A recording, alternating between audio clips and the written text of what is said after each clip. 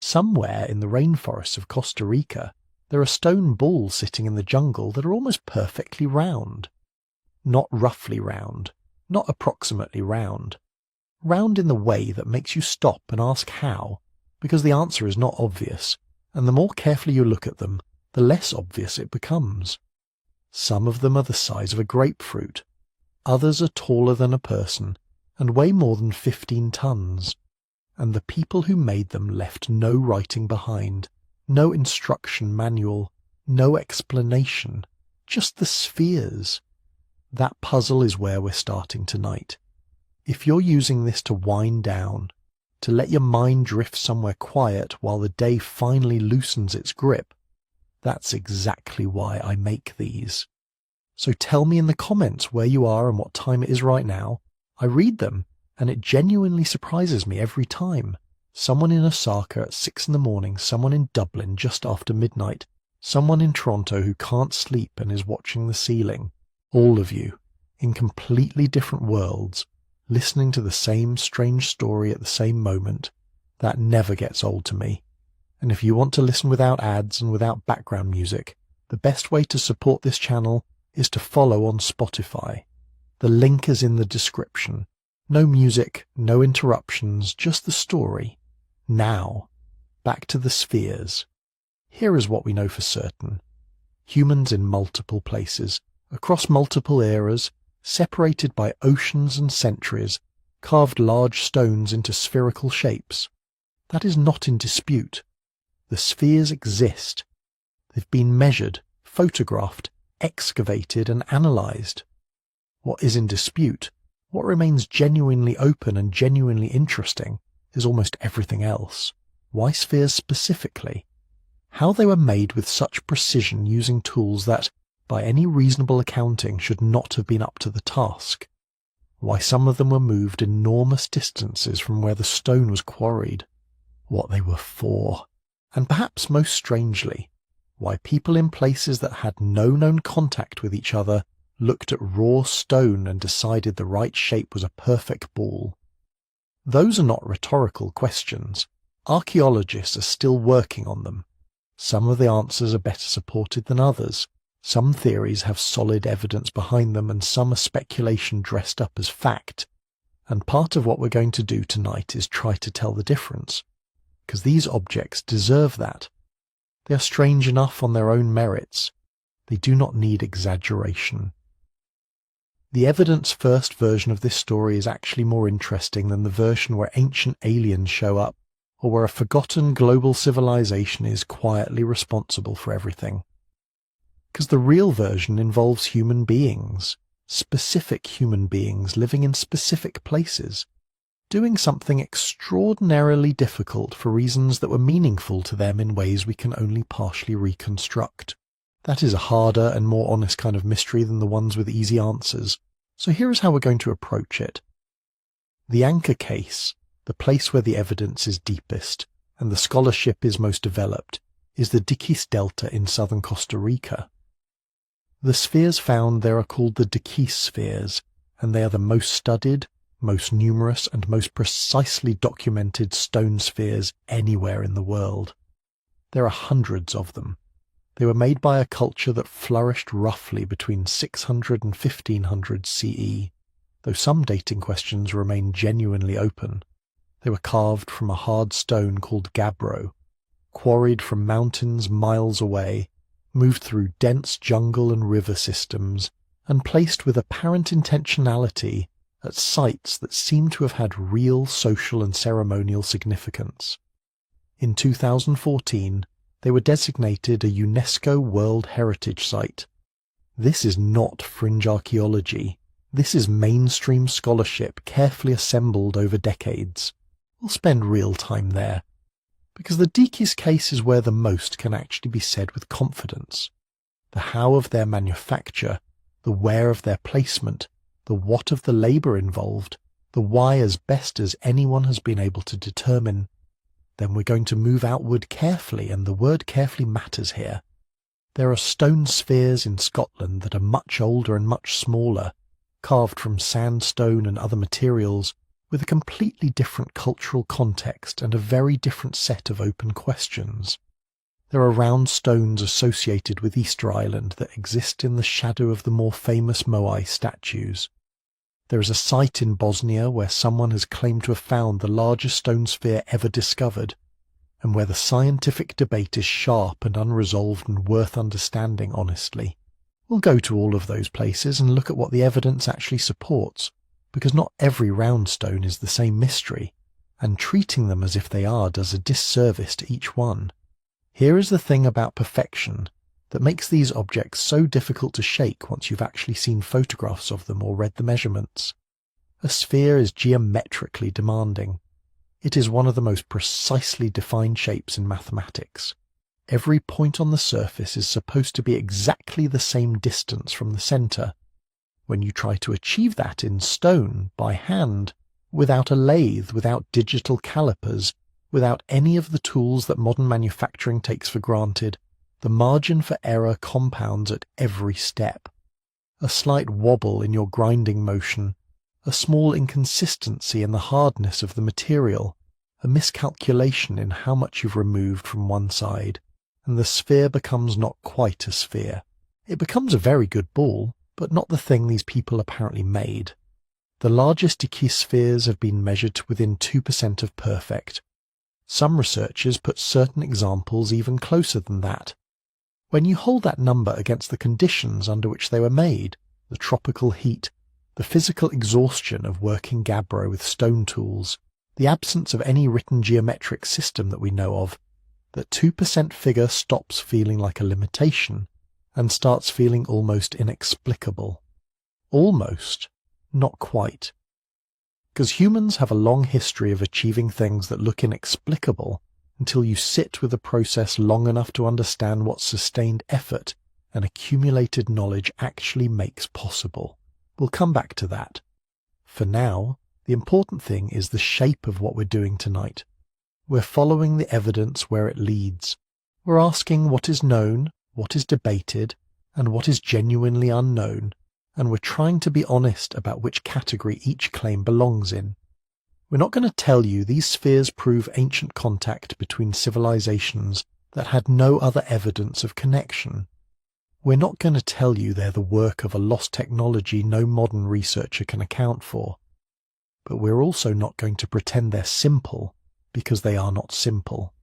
If they were simple, they would not still be the subject of active archaeological inquiry. They would not still be the thing that makes people who see them in person go quiet for a moment and just look. So find somewhere comfortable. Let the rest of the day go. We're going to take our time with this one. Starting in a river delta in southern Costa Rica, where someone, a long time ago, picked up a piece of stone that had come down from the mountains and decided to make it round. Perfectly, stubbornly, mysteriously round. Think for a moment about what a sphere actually requires of you. Not a ball that feels round in your hand, not a stone worn smooth by river water, not something that rolls when you push it and is good enough. A true sphere. The mathematical kind, where the surface at every point maintains the same relationship to the centre, where no axis is privileged over any other, where the shape looks identical regardless of which way you rotate it. That object, when you try to make it deliberately by removing material from raw stone, forces you to solve a problem that compounds on itself in every direction simultaneously. This is why the choice of a sphere is worth pausing on before we go any further. Because it is not the obvious choice. It is not even close to the obvious choice. If you are trying to display power, you could carve a face. Cultures around the world did exactly that. You could carve an animal, a weapon, a human figure, a geometric pattern on a flat surface. You could build something tall, something long, something with straight lines that declares intentionality just by existing. Any of those would communicate that skilled labour had been applied to raw material. Any of those would announce that someone had resources and time and expertise, and any of those, frankly, would be easier to make than a sphere. Not easy. Easier. There is a difference. So why a sphere specifically? That question is more interesting than it first appears, and it does not have a single clean answer. Part of the answer is visibility. A sphere has no front and no back, no direction it is facing, no angle from which it reads as incomplete or turned away from you. Place it in an open space and it presents itself equally to every observer regardless of where they are standing. It is, in a sense, maximally visible from every direction at once. For objects that seem to have been placed at sites of social or ceremonial gathering, that property matters. Everyone in the space has the same relationship to the object. No one is standing behind it, receiving a lesser version of it. That is not a small thing when you're thinking about what a physical object communicates in a shared space. There's also the symmetry itself, which many cultures across time have treated as inherently meaningful. Symmetry reads, at some deep perceptual level, as intentionality. It says something made this. Not weather, not time, not accident. Something with purpose. A naturally rounded stone has a kind of symmetry, but it carries the story of its own erosion in its irregularities. A deliberately shaped sphere carries a different message. It says the irregularities were removed. It says someone decided the shape was wrong and corrected it, over and over until the shape was right. That is a statement of will as much as it is a demonstration of skill. But before we talk too much about what the shape means, we need to be precise about something that archaeologists take seriously and that popular accounts often blur past: the difference between a stone that looks round and a stone that was made to be a sphere.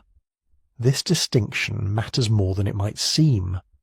River stones can be remarkably round.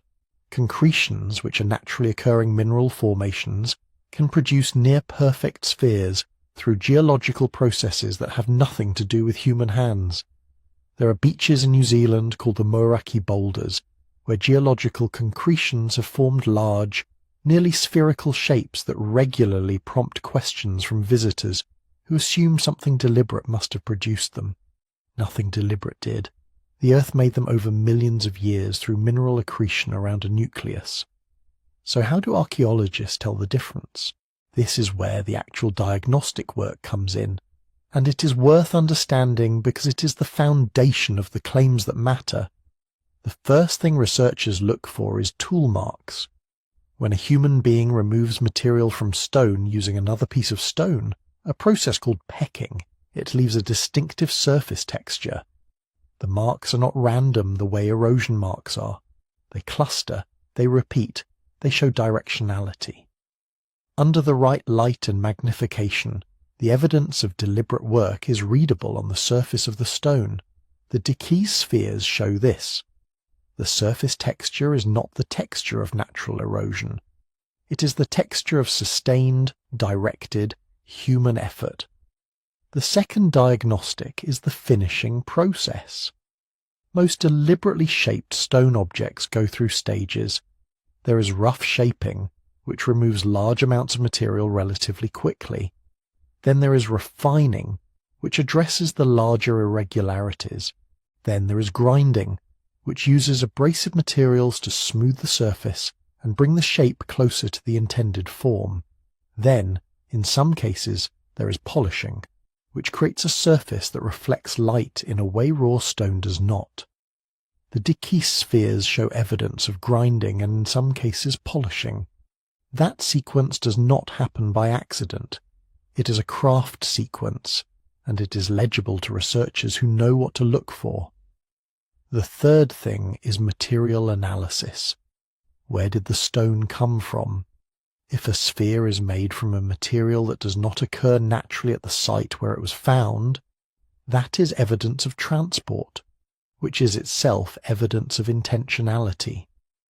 People do not move several tons of stone across a river system and through dense jungle unless they have decided to.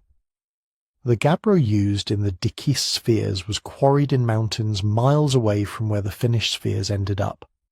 That is not an accident of geology. That is a decision someone made and then carried out through significant organized effort. Now. The question of how difficult this actually is Gabbro is a hard, igneous rock. It is not soft. It does not yield easily to stone tools. To shape it into a sphere, the people making it would have needed to work in 3 dimensions simultaneously, constantly rotating the object, constantly checking the shape from multiple angles, removing material carefully and evenly across the entire surface, without creating a flat spot on one side or an elongation along one axis. This is the part that gets described, sometimes breathlessly, as impossible. It is not impossible, but it is genuinely demanding, and here is why the demand is interesting rather than mysterious. The difficulty is not in the raw physical labour, though that was certainly substantial. The difficulty is in the mental model. To shape something into a true sphere without modern measuring tools, you need to carry the shape in your head with precision. You need to be able to assess deviation from the ideal by eye, by touch, by the way the object behaves when you roll it, and you need to translate that assessment into corrective action that addresses the deviation without introducing a new one somewhere else. That is a skill that takes time to develop. It takes teaching and learning across generations. It takes a tradition of practice that accumulates knowledge about the work. That is not lost technology. That is craft knowledge, and craft knowledge can develop and also be lost when the communities that held it no longer exist or no longer practice it. The absence of that knowledge today does not mean it required something other than human skill and human time to produce. It means we are not those people living in that tradition, having spent our lives learning that particular way of working with that particular material. Where things go wrong in popular accounts of objects like these is in the leap from impressive to inexplicable. Impressive craftsmanship does not require a supernatural explanation, a lost civilization, or technology that left no other trace. It requires people who are very good at something and had good reasons to be. The Diki spheres are impressive, genuinely, measurably, stubbornly impressive. But impressive things have been made by human beings working within the limits of their actual tools and knowledge throughout the entire span of human history. The question is not whether it was possible. The question is what the conditions were that made it not just possible but worth doing. And that question, the why of it, the social and symbolic and political reasons, a particular group of people in a particular place at a particular time decided that hard stone should be made perfectly round. That is actually the more interesting question, because the answer to that question tells you something about who they were, not just what they could do, but what they cared about, what they wanted to say, who they were saying it to. We are going to spend a lot of time with that question as this story unfolds. But first, we should go to the place itself, the Diquís Delta, in the wet lowlands of southern Costa Rica, where the spheres were found in the greatest numbers in the most concentrated spaces, and where the archaeology is developed enough to give us something real to work with. That is where the evidence is thickest. That is where we start. The Diquís Delta today is the kind of place where things grow whether you want them to or not.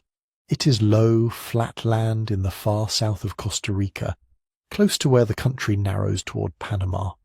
To the west is the Pacific.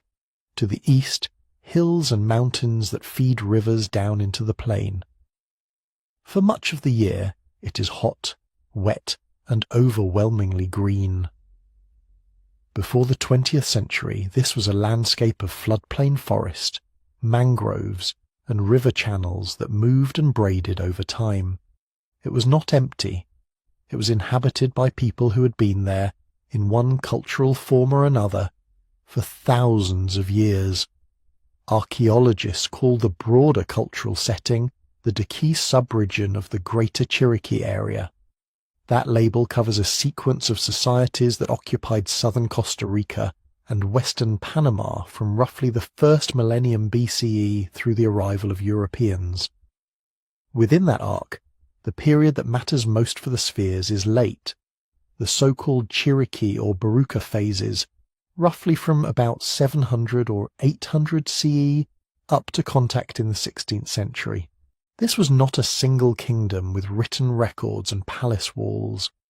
It was a mosaic of chiefdoms, each organised around powerful lineages, ritual specialists, and networks of alliance and rivalry. These communities lived in villages and small towns strung along river terraces and ridges, with some sites functioning as regional centres. They cultivated maize, beans, and other crops. They worked gold and copper into ornaments. They built earthen mounds and paved areas with river cobbles. They buried their dead with care and with grave goods.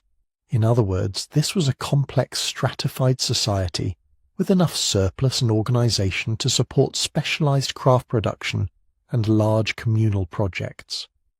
It is in this setting, not in a vacuum, that we meet the spheres. The first thing to understand about the dikispheres is that they are not all the same. They are not a single, monolithic category of identical objects. They exist on a spectrum. At the small end, there are stones only a few centimetres across, fist-sized or smaller, that you could hold in one hand. At the large end, there are giants, spheres more than 2 metres in diameter, weighing several tons, made from dense, dark, igneous rock. Most fall somewhere between 30 centimetres and 1.5 metres.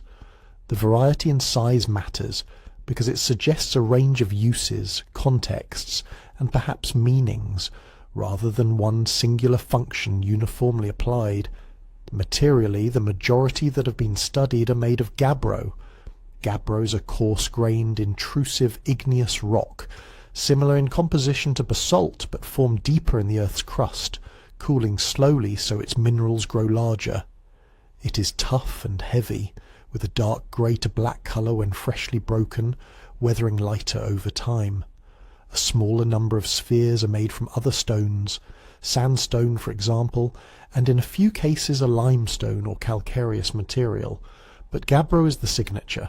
As the geological work has traced that gabbro to specific sources in the nearby hills, the Phylogicera and related formations, where outcrops and boulders could have been quarried or selected. The sites where the largest concentrations of spheres have been documented, such as Finca 6, Batambal, Grijalba 2, and El Silencio, lie down on the floodplain several kilometres away. So you have a chain, raw material in the uplands, finished objects in the lowlands. That alone is a clue to deliberate planning and transport. Then there is the question people love to ask. How many are there, and how perfect are they? If you read popular articles or watch sensationalized videos, you will often see numbers like over 300 or up to 500 spheres, sometimes more, paired with claims that they are mathematically perfect to within a few millimetres. Those statements mix documented information with rumour and a generous amount of rounding up. The careful counts, based on archaeological surveys and museum records, usually land in the low hundreds. Around 300 distinct spheres and fragments have been recorded from the Dikis region in academic publications. The number is imprecise because many were moved before anyone documented them properly. Some have been broken, and some exist only in old photographs or second-hand reports. There may have been more. There is no solid basis, however, for confidently stating a much larger figure like 1,000 as a proven fact. As for their perfectness, measurements exist for a sample of spheres, and they are impressive but not magical. Many of the larger gabbro spheres deviate from a true mathematical sphere by a few millimetres to a few centimetres over diameters of more than a metre. Some are more irregular, especially those made of softer or more friable rock. Weathering, damage, and later reworking also complicate the picture.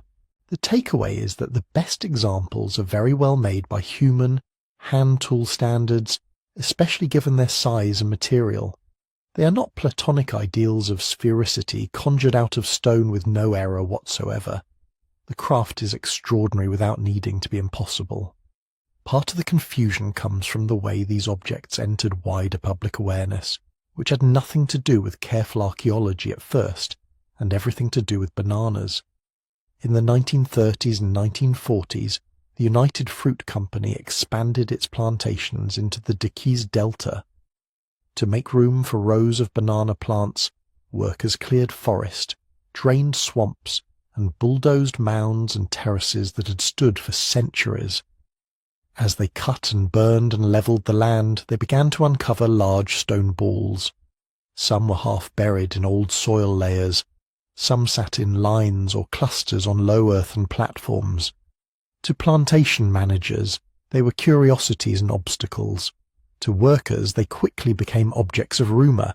Stories spread that the spheres contained gold. Men drilled into them, blasted them with dynamite, or tried to split them open in search of treasure that was not there. Some were rolled aside, pushed into ditches, or incorporated into garden landscaping. Others were transported to town squares, private yards, or company offices as ornaments. Only gradually did a handful of Costa Rican scholars and visiting archaeologists realize that a major pre-Columbian phenomenon was being disrupted in front of them. That early phase left a permanent mark. It destroyed context that would have been invaluable for understanding original placement and use. It scattered spheres far from where they were first set, and it generated a cloud of half-remembered anecdotes. There were dozens in that field. We found a line of them over there that still surface in conversations and media accounts. Sorting out which of those stories correspond to real, documentable objects and which are exaggerations or conflations is part of why the numbers remain blurry. Despite that damage, the Diquís Delta remains the strongest, clearest case in the world for a sustained tradition of carving large stone spheres. It is the strongest case because of quantity. Nowhere else on Earth have so many deliberate archaeological stone spheres been found in such a relatively compact region. It is the strongest case because of context. At sites like Finca 6 and Batambal, spheres have been documented in situ, still standing on earthen platforms, arranged in lines and groupings that correlate with architectural features and burial areas.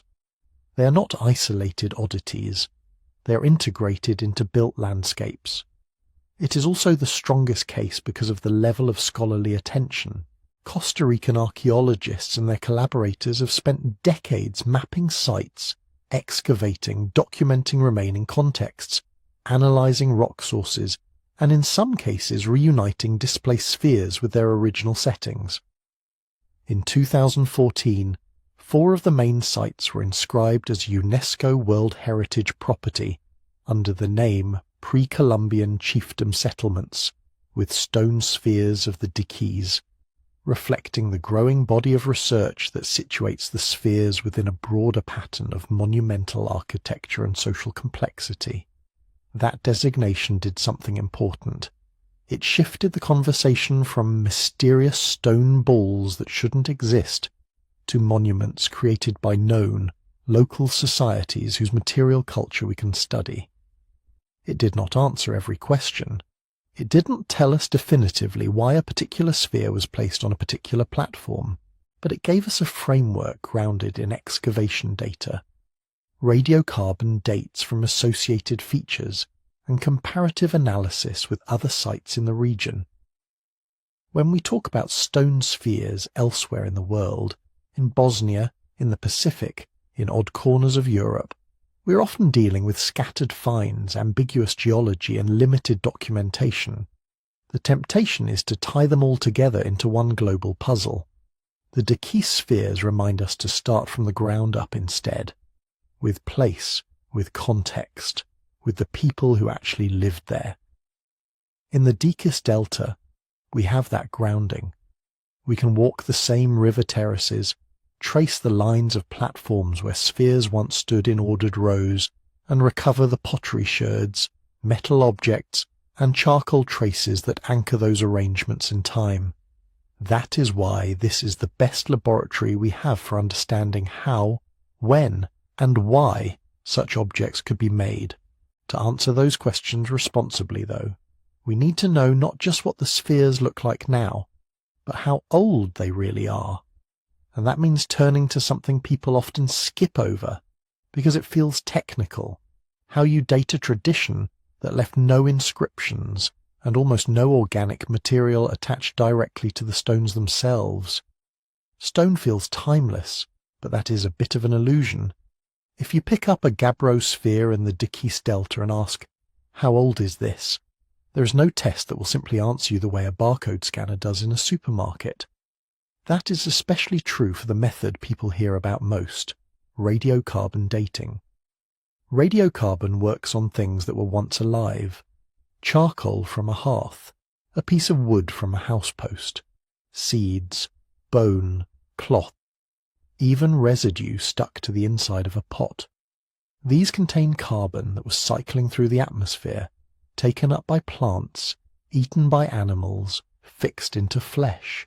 When those organisms die, the radioactive isotope carbon-14 begins to decay at a known rate.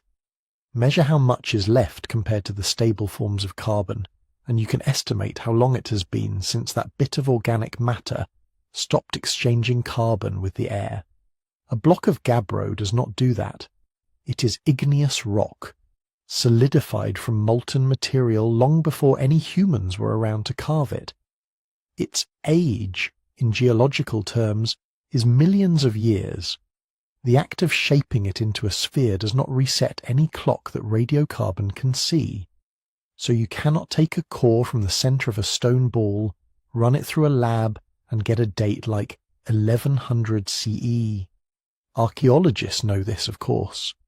When they talk about dating the spheres, what they're really talking about is dating the human activities that surrounded them. That is where association comes in. Imagine walking up to an undisturbed platform at Finca 6.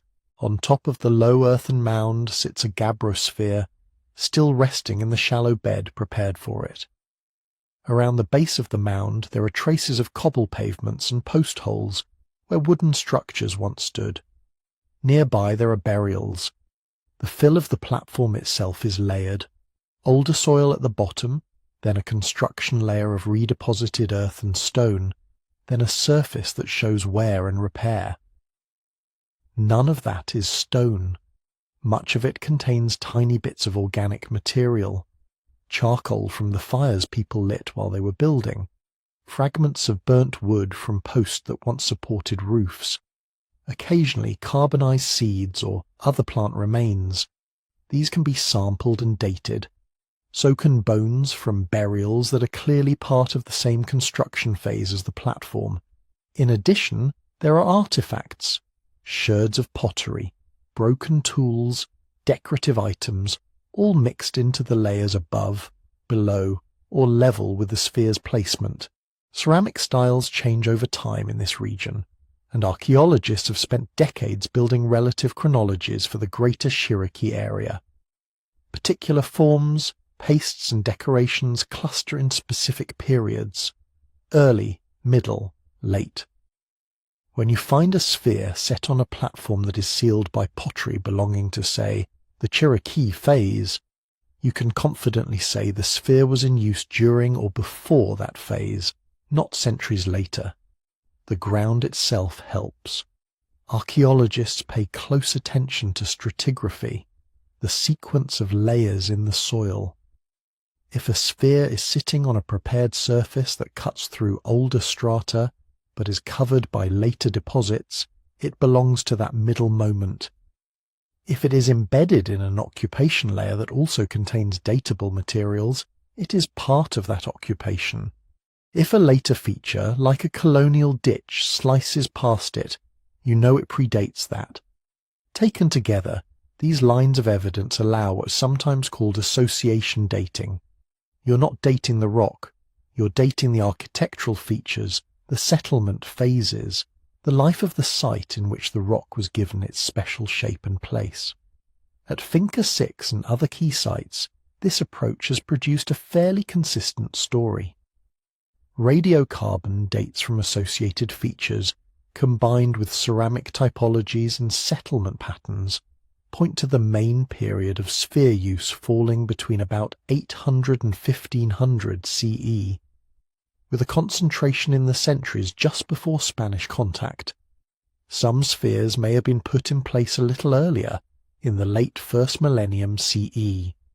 Some may have remained visible and meaningful into the early colonial period, but there is no good evidence that the Dickey spheres are thousands of years older than the surrounding chiefdom societies, or that they belong to some lost civilization predating the rest of the region's archaeology.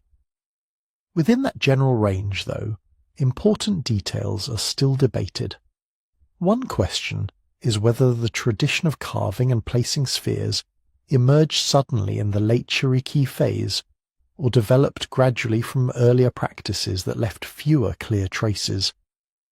Another is whether all the large gabbro spheres belong to a relatively tight time window, perhaps coinciding with the peak of certain regional centres, or whether different communities were making them off and on over several centuries. Part of the difficulty is that only a fraction of the known spheres are still in original contexts where careful stratigraphic work is even possible. The rest have had their stories scrambled. The banana expansion that first exposed the spheres also tore many of them away from their archaeological anchors. Bulldozers cut through platforms and mounds, pushing stones into piles or drainage ditches. Workers rolled spheres across fields or loaded them onto trucks with chains and winches. Some were set up outside company offices, in town plazas, or later in front of schools and municipal buildings. Others ended up in private gardens, hotel courtyards, and traffic circles. Looting added another layer of confusion. In the mid-20th century, as word of the spheres spread, collectors sought them out. People dug into mounds hoping to find gold beneath or inside them, breaking the architecture around them and destroying any chance of reading the original sequence of construction and use. Records of these moves were rarely kept in a way archaeologists could use later. "We pulled that one from the back of the finca" is not a GPS coordinate or a stratigraphic section. The result is a strong preservation bias. The spheres that stayed where they were, especially those at sites later protected and excavated, are the ones that tell us the most about timing and context. They sit on intact platforms, in alignments that can be mapped against house foundations, burial areas, and pathways. They yield radiocarbon samples from sealed layers. They can be tied to settlement phases defined across the region. The spheres that were moved into gardens and plazas, by contrast, are effectively floating in time. You can analyze their rock, measure their size, compare their surface finish to better dated examples, and make educated guesses. But without their original architectural and stratigraphic surroundings, it is hard to know whether a particular relocated sphere came from an early or late phase of the tradition, or whether it once stood in a central ceremonial space or at the edge of a smaller hamlet. This bias affects not just our sense of dates, but our overall picture of the phenomenon. If more robustly carved gabbro spheres, for example, survived moving better than smaller or softer ones, we might be undercounting certain categories that once existed. If spheres from elite centres were more likely to be taken as prestige objects, our sample in modern collections might tilt toward the monumental and away from the everyday. Despite these complications, the broad outline holds. Through association dating, strata, ceramics, architecture and settlement phases, the Dickey spheres resolve into a late pre-Columbian tradition rooted firmly in the societies that built the mounds and cobble pavements around them. They are not undateable anomalies. Once you accept that, a new kind of question becomes possible. If these spheres belong to the final centuries before European contact, made by people we can otherwise recognize in the archaeological record, then we can start to ask, with less guesswork and more precision, how such heavy, stubborn stones were actually shaped into near-perfect curves in the first place. If you start from that premise, that these are late pre-Columbian works, not relics of some unknown deep time, then the mystery changes flavour. Instead of, who on earth could have done this, the question becomes, given the tools and materials we know they had, What would the actual step-by-step process of making a stone sphere look like? Archaeologists like to borrow a French term for this, the chaîne opératoire, the operational chain. The idea is to think through each link in the sequence, from raw material in the ground to finished object in its final resting place.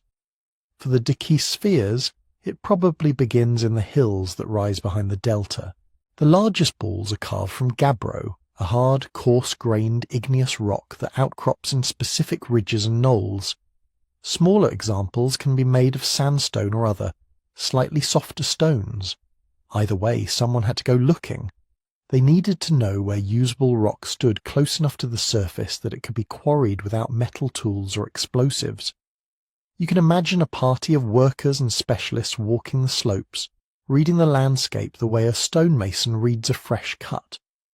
They would be looking for boulders and bedrock faces with the right size, the right internal structure, the right lack of major cracks that might cause a half-finished piece to split.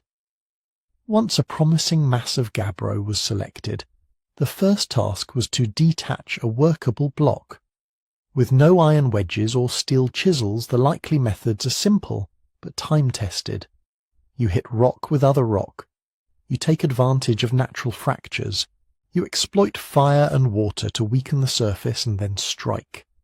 In experimental work on similar stones, researchers have used harder cobbles as hammerstones, dense river pebbles of quartzite or other tough materials to peck grooves along a desired break line. Repeated blows along that line, combined with wooden or stone wedges driven into small cracks, can gradually separate a big lump of rock from its parent. This is exhausting work, but not impossible. Given steady labour, a small crew can remove sizable blocks using nothing more exotic than stone hammers and patience. Once a rough block was freed, the next link in the chain was shaping it into something that could plausibly become a sphere. Here, the goal is not perfection, it is to remove the most obviously unwanted material. You want to turn an irregular mass into a rough polyhedron or ovoid that, when rotated, can be refined from all directions. Pecking is the main technique. You take a hammerstone and strike the surface of the gabbro in a controlled way, chipping off small flakes. The impacts leave a dimpled, bruised surface. Work all around the block, knocking down corners, filling in hollows, and over time the outlines begin to curve. Experimental archaeology on Costa Rican materials suggests that, with a well-chosen hammerstone and a consistent rhythm, it is possible to remove several litres of rock per hour in this fashion. The first rough-out stage, where you're still knocking off big protrusions, would have been relatively quick compared to the finer finishing stages. Days or weeks of intermittent work by a focused team could carry a large block into recognisably spherical territory. From there, things slow down. Once the basic form exists, every hit matters more. A single heavy blow in the wrong place can leave a flat facet or a deep pit that takes hours to erase. So the pecking becomes finer, the hammerstones lighter, the attention more careful. Workers would have constantly shifted their stance, rotated the stone and compared different profiles. One simple trick used in modern experiments is to squat low and let your eye trace the silhouette of the ball against the horizontal line of the ground or the horizon. Wherever the rock bulges above that imagined circle, you concentrate your efforts. Wherever it cuts in, you leave it alone. As the surface approached a true curve, grinding joined pecking. Grinding is essentially controlled abrasion. You rub one stone against another with sand and water in between. In the Dakia region, riverbeds supplied abundant sand and rounded cobbles. A half-finished sphere could be rolled or levered so that different zones were in contact with the grinding stone. Water both lubricated and carried away the powdered rock. Over time, the sharp microfractures left by pecking were smoothed, the high points levelled down to meet the slightly lower valleys. The final visible step on the most carefully finished spheres was polishing. At this stage, the goal was not to change the overall shape, but to reduce surface roughness until the rock took on a low sheen.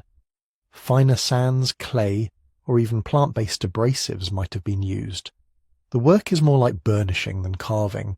A hand-sized stone or shard of a different rock could be rubbed over the surface in small circles, again and again, until the light slid evenly over the curve. All of this can be done with tools that we know are available. No steel, no diamond bits, no secret alloy.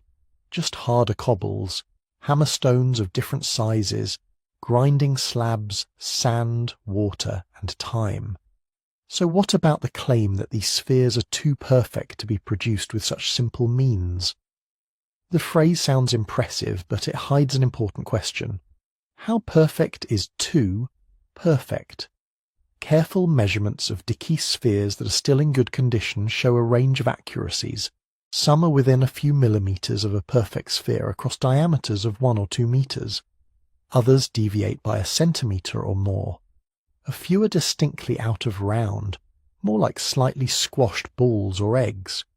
To quantify this, researchers measure multiple diameters across different axes, north-south, east-west, and several diagonals, and compare them.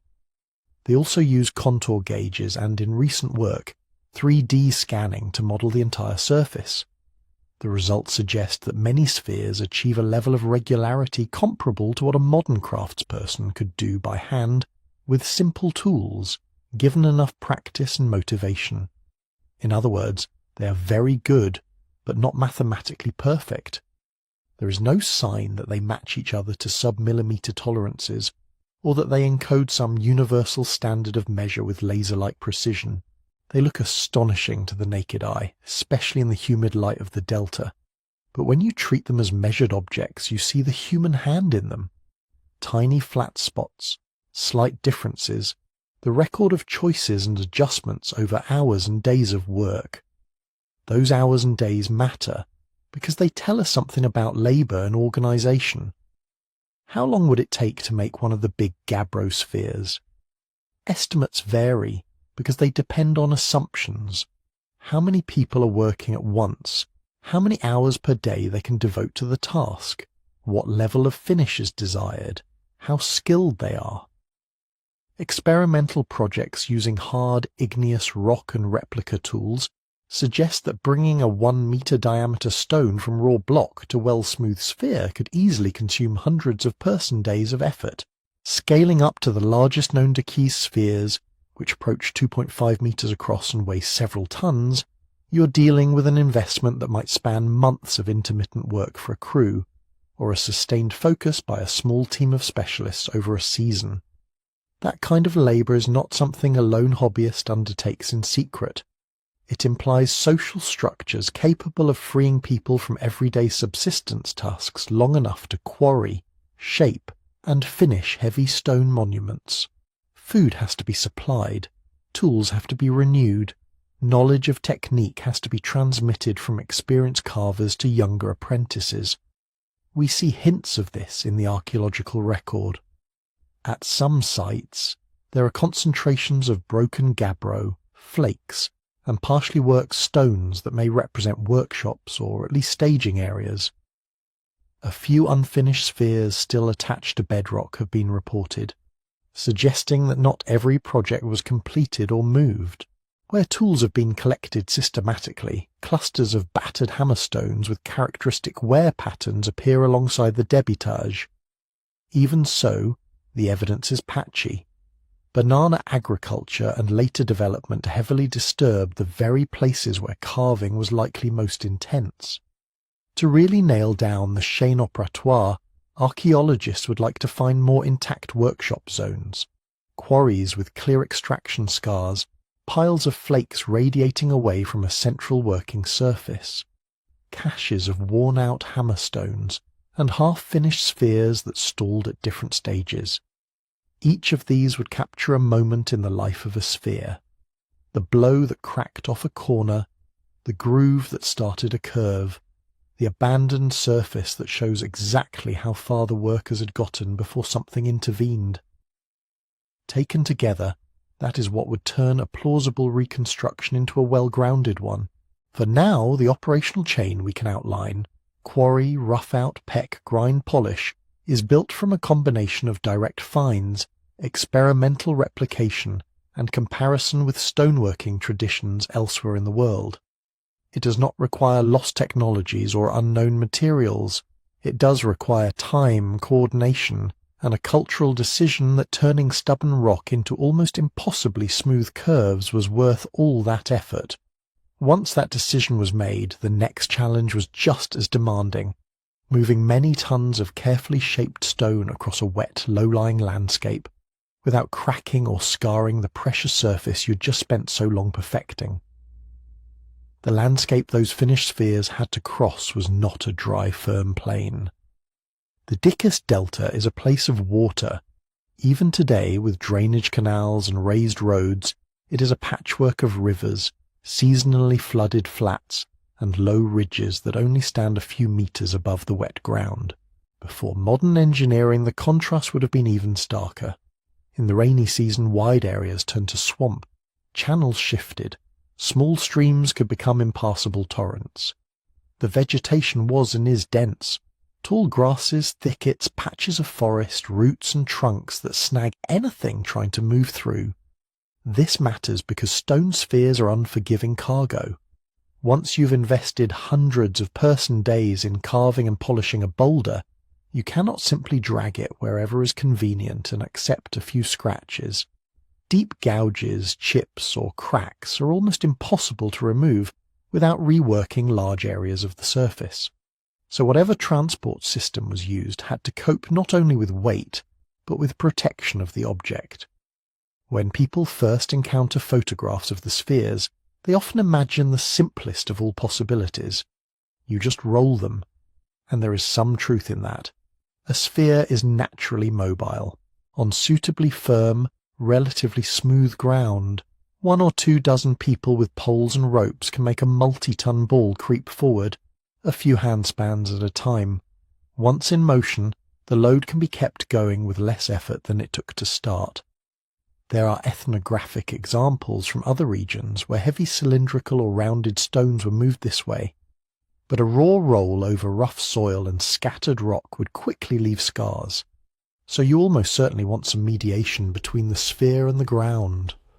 One practical option is to roll the sphere over a prepared trackway, a path cleared of obstacles, perhaps sprinkled with sand or laid with planks or brush. Even a thin layer of organic material can soften contact points, while sand helps distribute pressure. The track might be slightly crowned or banked to keep the sphere from wandering off to the side. Ropes tied around the stone, or pass through a cradle or sling under it, let teams control speed on downhill stretches and prevent runaway accidents. Another family of solutions treats the sphere not as something to roll, but as something to sledge. A sledge is essentially a platform or skid. You rest the stone on wooden runners, perhaps cushioned with fibre and leaves to preserve the polish, and then drag the whole assembly. This introduces more friction than direct rolling, but it also spreads the load over a wider area. In a wet landscape, that is crucial. Narrow contact points sink. Broad runners float a little. If you put round logs crosswise under the sledge, you get the classic log roller system. The platform rides on turning cylinders, while crews at the back continuously retrieve the spent logs and relay them in front. Experimental work in many parts of the world, including with stones of comparable weight, shows that such setups dramatically reduce the force needed to move a load, especially over short, rough stretches. In swampier zones, people might have exploited water itself as an aid rather than an obstacle. A stone sphere placed on a sturdy, wide, canoe-like raft displaces water according to its mass. With enough buoyant volume, the effective weight on the supports is reduced to manageable levels. Rivers and canals then become highways, not barriers. There is no direct textual record of such rafts for the Dicus period, but pre-Columbian peoples throughout the region used dugout canoes and understood riverine travel intimately. Scaling that knowledge up to slow, careful movement of heavy cargo is not a wild stretch. Seasonal timing would be essential. In the heart of the rainy season, currents are strong and banks unstable. In the dry months, water levels drop, exposing mudflats and sandbars. Somewhere between those extremes, there is a window where channels are full enough to float a heavy raft, but not so violent as to threaten to overturn it. It is easy to imagine elders and specialists knowing exactly when that window opened each year. Archaeologists cannot watch any of these methods being used in the Dikis Delta 1,000 years ago. What they can do is work backward from stone and soil. One line of evidence comes from geology. The gabbro used for many spheres does not occur everywhere. It appears in specific belts and outcrops. By mapping those out and comparing them with the locations where finished spheres have been found, researchers can propose likely movement corridors. If a cluster of spheres in a former settlement lies 10 kilometers from the nearest suitable gabbro source, and that gap is crossed by a particular ridge system or river, that ridge or river immediately becomes suspect as a route where multiple sites line up along the same topographic feature. A pattern begins to emerge, perhaps a favoured ridge road, perhaps a recurrent crossing point where a tributary was narrow and stable. Another clue is the distribution of unfinished or damaged stones. If partly worked spheres cluster near the hills, while more polished examples appear further out in the valley, it suggests that fine finishing often happened closer to the final destination, after the rough mass had been moved. That makes sense from a risk management perspective. You want to do as little high-investment surface work as possible before subjecting the piece to the hazards of transport. Conversely, if some spheres at quarries are almost finished yet never moved, it might indicate staging grounds that doubled as ceremonial sites, or projects interrupted by shifting priorities, disaster, or social change. In the best cases, archaeologists can pair these spatial patterns with traces on the ground. Faint linear mounds or ditches, old causeways, sometimes show up under modern fields. Slightly raised strips crossing low, flood-prone ground may be remnants of ancient paths built to stay above the worst of the seasonal water. Today, many are ploughed, graded, or overprinted by plantation infrastructure. But aerial imagery and LIDAR have begun to reveal subtle alignments that connect high ground to former habitation mounds and sphere groups. No one feature proves a specific sphere was dragged down a specific causeway, but each overlapping line of evidence, rock source, sphere cluster, path remnant, makes the picture sharper. Whatever the exact routes, moving a multi-ton stone was not a quiet private act.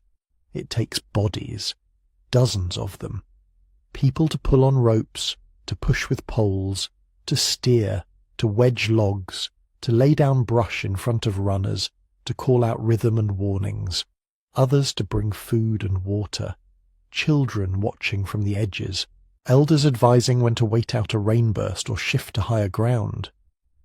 In many traditional societies, such undertakings become events, part Labour Party, part ritual, part performance of community strength. Songs keep the pullers in time. Feasting marks each milestone reached. The stone is not just an object being moved, it is the focus around which social energy is organized. We cannot know the exact songs or stories that accompanied a Diki sphere as it inched across the delta. But the scale of the job tells us something about the kind of community that undertook it, coordinated, able to marshal labour on demand, and willing to pour that labour into a shared project that left a lasting mark on the land. This is also where it helps to keep the logistics grounded, because modern retellings often do the opposite.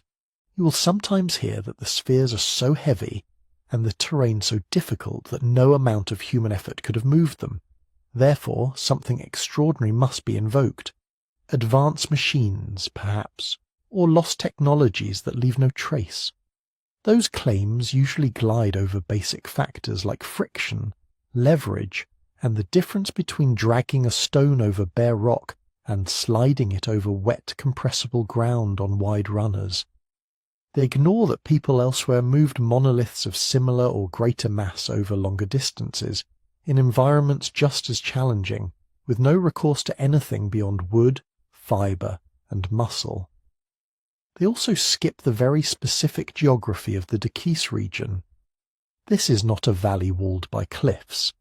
It is a mosaic of low hills, riverbanks, and floodplains where, with some planning, you can stitch together routes that exploit every bit of solid ground and every manageable stretch of water. None of this makes the achievement trivial. It remains a formidable feat of planning and persistence, but it does pull it back into a world where careful measurement, patient experiment, and attention to landscape are enough to explain how stone moved. Once those spheres arrived, without being shattered, without being scarred so badly that all the polishing had to be redone, the next question is just as intriguing. Where exactly were they placed? And what does that pattern of placement suggest about how the people of the Dikis Delta understood space, power, and the presence of these impossibly smooth stones in everyday life? When archaeologists first started mapping where the spheres actually turned up, a quiet pattern began to emerge. They were not scattered randomly across the landscape like lost cargo. They were clustered, chosen spots, chosen arrangements. In the Dikis Delta, many spheres were found on or near artificial mounds, low, carefully built platforms of earth that once supported houses, public buildings, or ritual spaces. Some were set at the foot of these mounds, some on their flanks, some crowning the top. Even when the mound itself had been ploughed flat for banana plantations, the denser subsoil and the positions of post holes give away the original form. Again and again, a sphere sits right where a visitor's path would have brought them, or at the edge of a level area that once held a house of unusual size. Other spheres appear around open plazas. These plazas were not paved squares like in later colonial towns. They were simply flattened, cleared spaces in front of mounds and houses, kept relatively free of vegetation. In those spaces, the spheres sometimes appear singly, sometimes in small groups, occasionally in what look like deliberate lines or arcs. A few sites show rows of spheres leading from a plaza toward another mound group, like a stony procession route. A third recurring context is what archaeologists cautiously call elite residences. At sites where the architecture is more substantial, larger platforms, heavier posts, more imported or high-status materials, spheres are more likely to show up close by. That does not prove that only high-status people could own or commission spheres, but the association is suggestive. In settlement layouts reconstructed from post holes and mound remnants, the spheres tend to hug the central, architecturally rich core, not the scattered smaller houses out on the periphery. If you step back and look at entire sites, another layer emerges, the relationship between spheres and the overall layout of the settlement. Some Dikis sites show concentric organization, central plaza, ring of mounds, then more dispersed habitation beyond. Spheres cluster in that inner zone, others are more linear, strung along a ridge or old riverbank. There, spheres tend to mark breaks in the line, the start or end of a built-up stretch, the crossing of a small gully, the point where a path likely branched. The stones seem to pay attention to edges and thresholds. This is where the discussion of alignments begins, and where it has to be handled carefully. Because when people see large stones in neat lines or patterns, the human brain immediately starts looking for cosmic purpose. Do they line up with the sunrise on a particular day, with the position of a bright star, with something in the distant landscape, a mountain peak, a river bend? Several researchers and local observers have proposed astronomical alignments for some of the Dikis sphere groups. There are claims that certain rows point towards solstice sunrises or sunsets, or that clusters encode lunar standstills. At first glance, Some of these proposals look neat. You can draw lines on a map, take compass bearings, and find angles that correspond roughly to important solar positions. But this is also where the evidence starts to thin out. Many of the spheres we see today have been moved, sometimes a short distance within the same farm, sometimes dozens of kilometers away to parks, museums, or private gardens. Others were toppled or shifted by bulldozers long before archaeologists could document their original positions. Even when a sphere appears to be in situ, the structures around it are often heavily eroded. A line that now seems to aim at the horizon might once have been responding to the corner of a mound or the edge of a building that no longer exists. There is also the problem of numbers. If you have many stones and many possible directions in the sky, some alignments will occur by chance, without a clear pattern repeated at multiple sites, and without very precise measurements anchored in firm stratigraphy. It is risky to declare that a given arrangement is certainly an observatory or calendar. That does not mean there were no astronomical considerations at all. Many agricultural societies in the tropics pay close attention to the sun and the onset of rainy seasons. It would not be surprising if certain spheres, or certain pairs of spheres, were involved in marking those cycles. But at present the hard archaeological support for elaborate, precise astronomical functions in the decspheres remains limited and contested. What is better supported are more down-to-earth roles, boundaries, status markers, statements of order. Imagine walking toward a Diki settlement along a narrow, slightly raised path that threads through low, wet ground. Ahead, the land begins to lift. Houses appear. Then, at the point where the informal countryside becomes the structured heart of the community, a smooth, impossibly regular stone rises from the ground. It would be hard not to read that as a sign that you are crossing into a different kind of space. Placed at the edge of plazas or at the front of important mounds, spheres could have acted as boundary markers, not necessarily property lines in the modern legal sense, but thresholds between ordinary and special zones, areas where rituals happened, where decisions were made, where outsiders had to behave differently.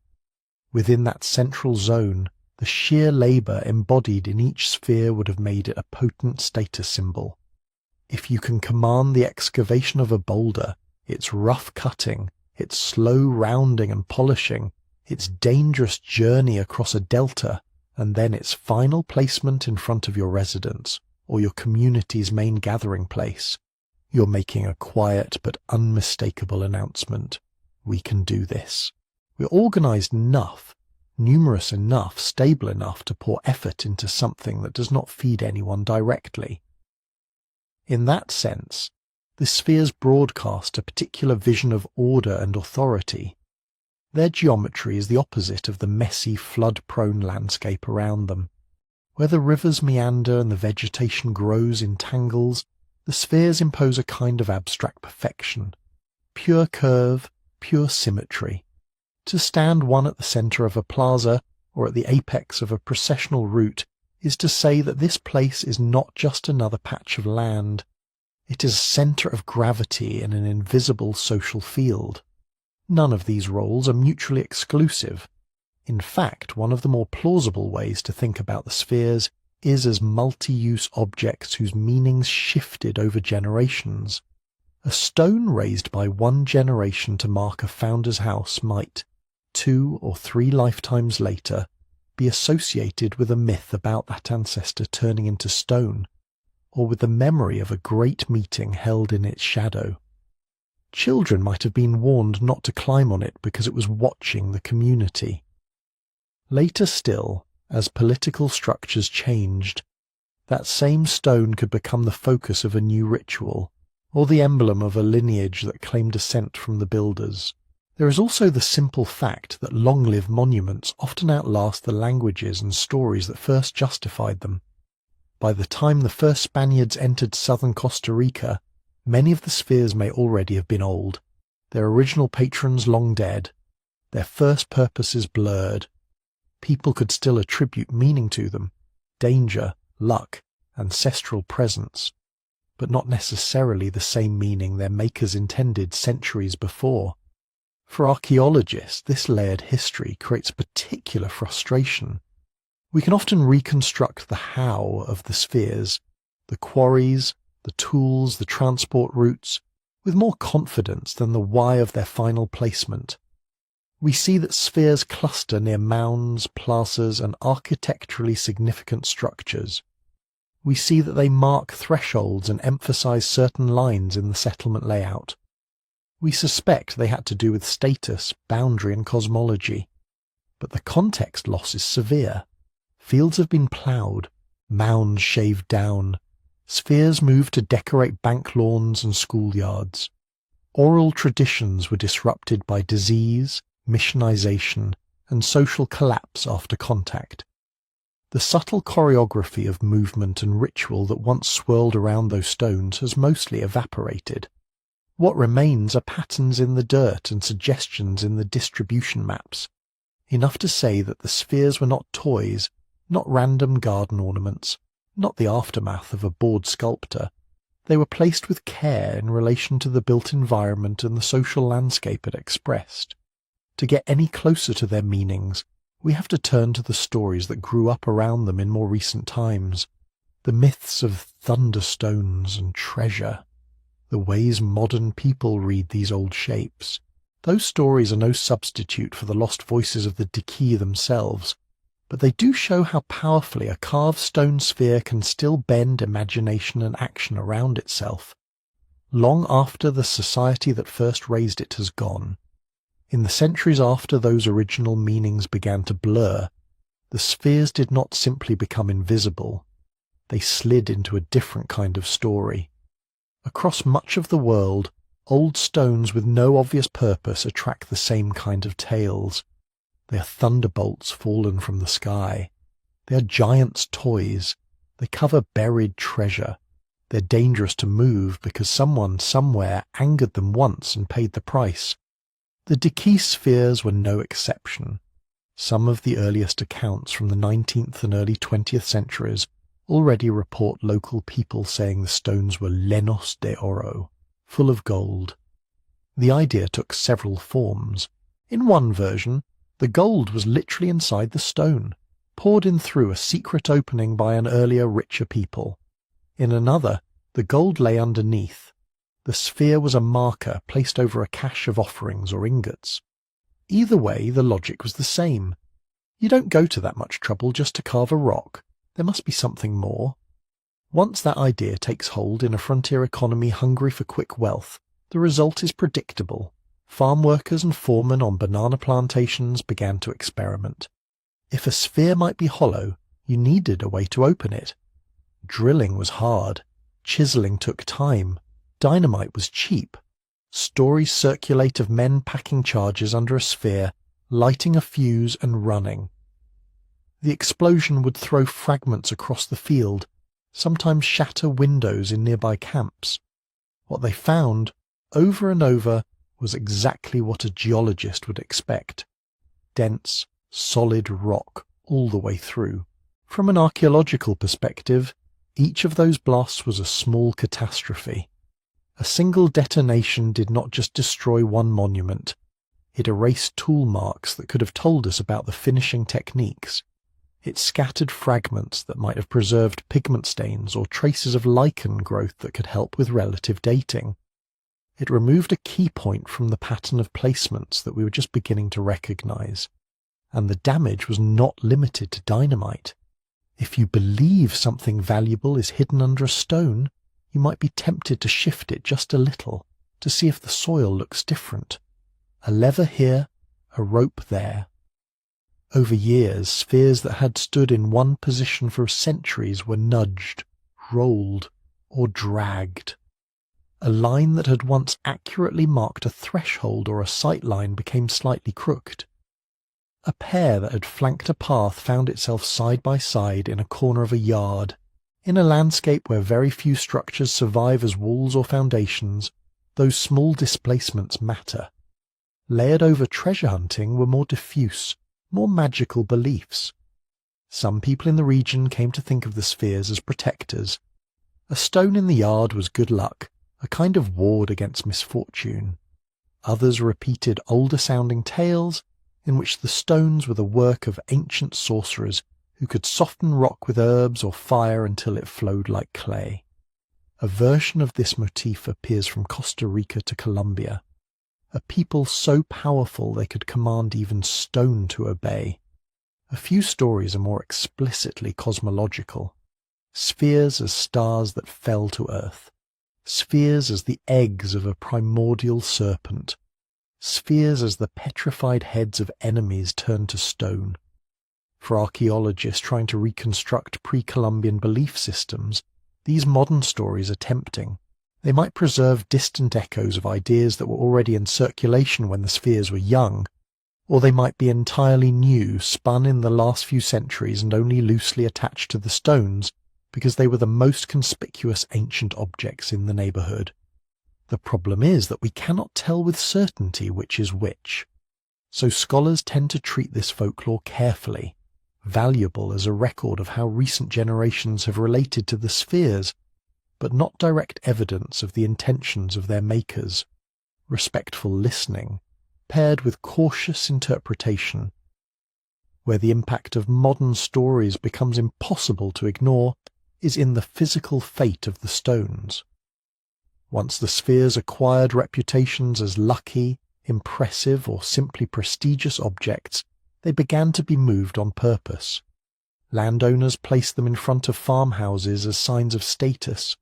Municipalities installed them in town parks, at road junctions in front of schools. The National Museum in San Jose brought several to its courtyard, creating one of the first concentrated displays many urban Costa Ricans ever saw. Private collectors arranged them in gardens. A few even left the country, ending up in foreign museums and corporate lobbies. On one level, this increased visibility did something undeniably important. It made the spheres into national symbols. They appeared on stamps, tourist brochures, even currency. Costa Rica eventually used a stylized sphere as a visual shorthand for its pre-Columbian heritage as a whole. That recognition helped build public support for protecting the stones. It put them in front of people who might otherwise have never heard of Dequis archaeology at all. But the cost of that visibility was context. A sphere on a plinth in a museum garden is very easy to appreciate as an object. You can walk around it, admire the symmetry, feel the smoothness. What you cannot do is see the house mound it once faced, the plaza it anchored, the pattern of other stones and structures that made it part of a network. Archaeology is, at its core, about relationships in space and time. Move an artifact, even a meter or two, and you have broken some of those relationships. Move it 20 kilometers, and you have made it almost impossible to reconstruct its original role without earlier documentation. For the Dequis spheres, this process of decontextualization happened long before systematic surveys and detailed mapping were common. Many stones now displayed in prominent places were taken from sites that were barely recorded, if at all. The oral memory of where they stood and why has often faded along with the people who moved them. Recognizing this, Costa Rica and international bodies have slowly shifted their approach. In 2014, a group of pre-Columbian chiefdom settlements with stone spheres in the Dequis became a UNESCO World Heritage Site. That designation covers not just individual stones, but the broader archaeological landscape at sites like Finca 6, Batambal, Grijalba 2 and El Silencio. The emphasis is on preserving spheres in situ within their surviving mounds, plazas and alignments. New excavations and conservation projects now tend to prioritize leaving stones where they are, stabilizing the surrounding soils, and documenting their positions with high precision. When a sphere must be moved for safety or research, the process is recorded in detail and, where possible, reversed. Heritage laws also make it harder for spheres to be exported or passed around as private garden ornaments. Many landowners who once might have treated a stone as personal property now see it as part of a shared legacy, with responsibilities attached. This does not mean that folklore and local pride are discouraged. On the contrary, many heritage programs explicitly invite community storytelling, festivals and educational projects that celebrate the spheres. But there is an effort to draw a clear line between story and claim. It is one thing to say, "My grandfather told me this stone watches over the house," and another to insist, "This stone is a coded map to a lost gold mine," and to act on that belief with shovels or explosives. Respectful folklore recognizes the stones as more than raw material or anonymous curiosities, but it does not demand that they surrender a hidden jackpot. It accepts that value can be symbolic, historical, or emotional, not just financial. Unsupported factual claims, especially when they promise secret wealth or cosmic revelations, tend to have more destructive consequences. They justify breaking, moving, or testing the stones in ways that erase the very evidence we would need to evaluate any serious hypothesis about their functions. So the challenge for both scholars and local communities is to hold two attitudes at once. On one side, a deep openness to the stories people tell about these spheres, the sense of presence they feel around them, the ways they weave them into myths of origin and protection. On the other, a disciplined insistence that when we talk about what the stones are in a historical or scientific sense, we stay close to what the material record can actually support. Between those two modes of attention, something important happens. The spheres are allowed to remain strange and powerful in the imagination, without being sacrificed to every passing fantasy about hidden chambers or alien engineers.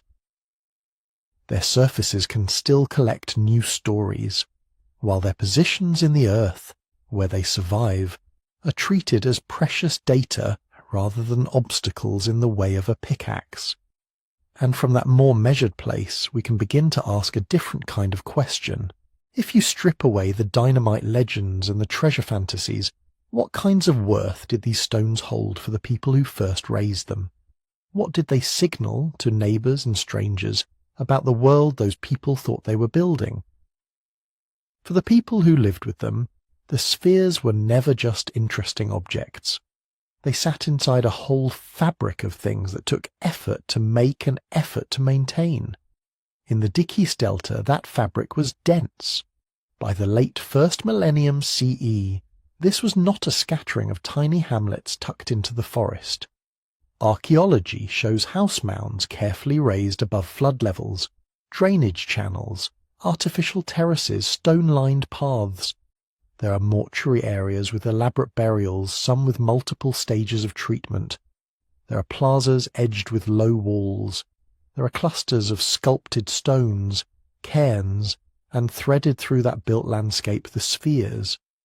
Alongside stone there was gold. Dickies goldwork is some of the most striking in Lower Central America.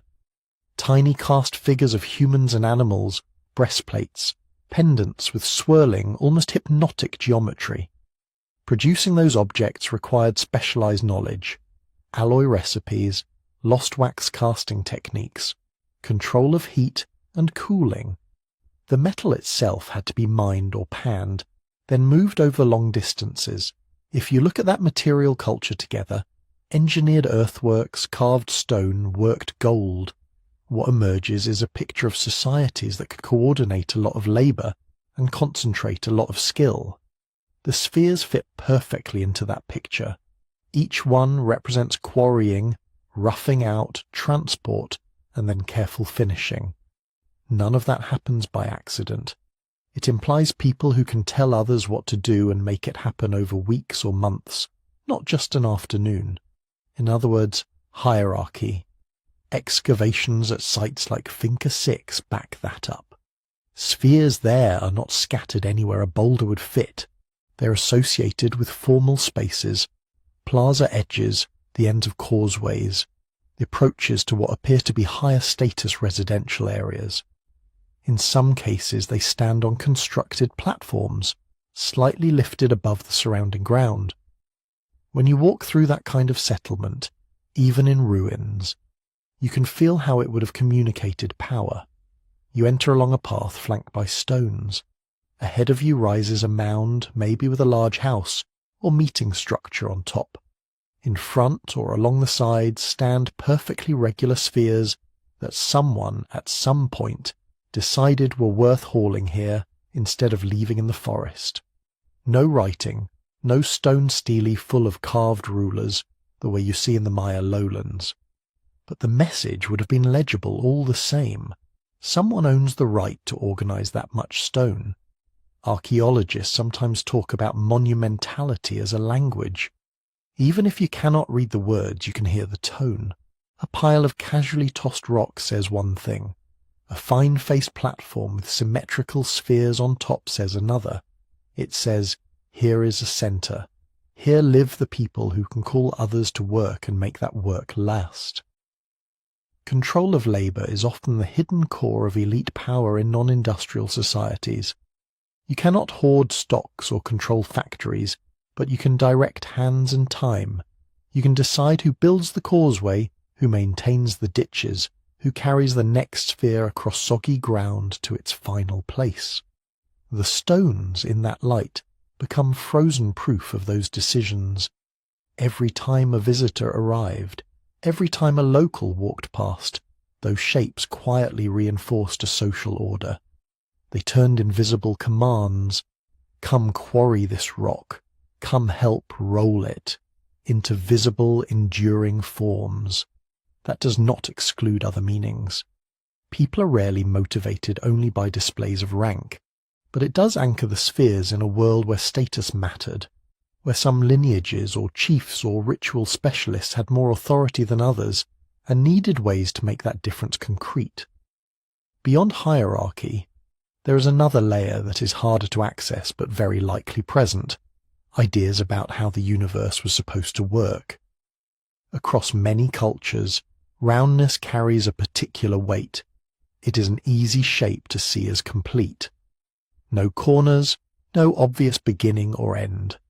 A form you can spin, and from any angle, it looks the same.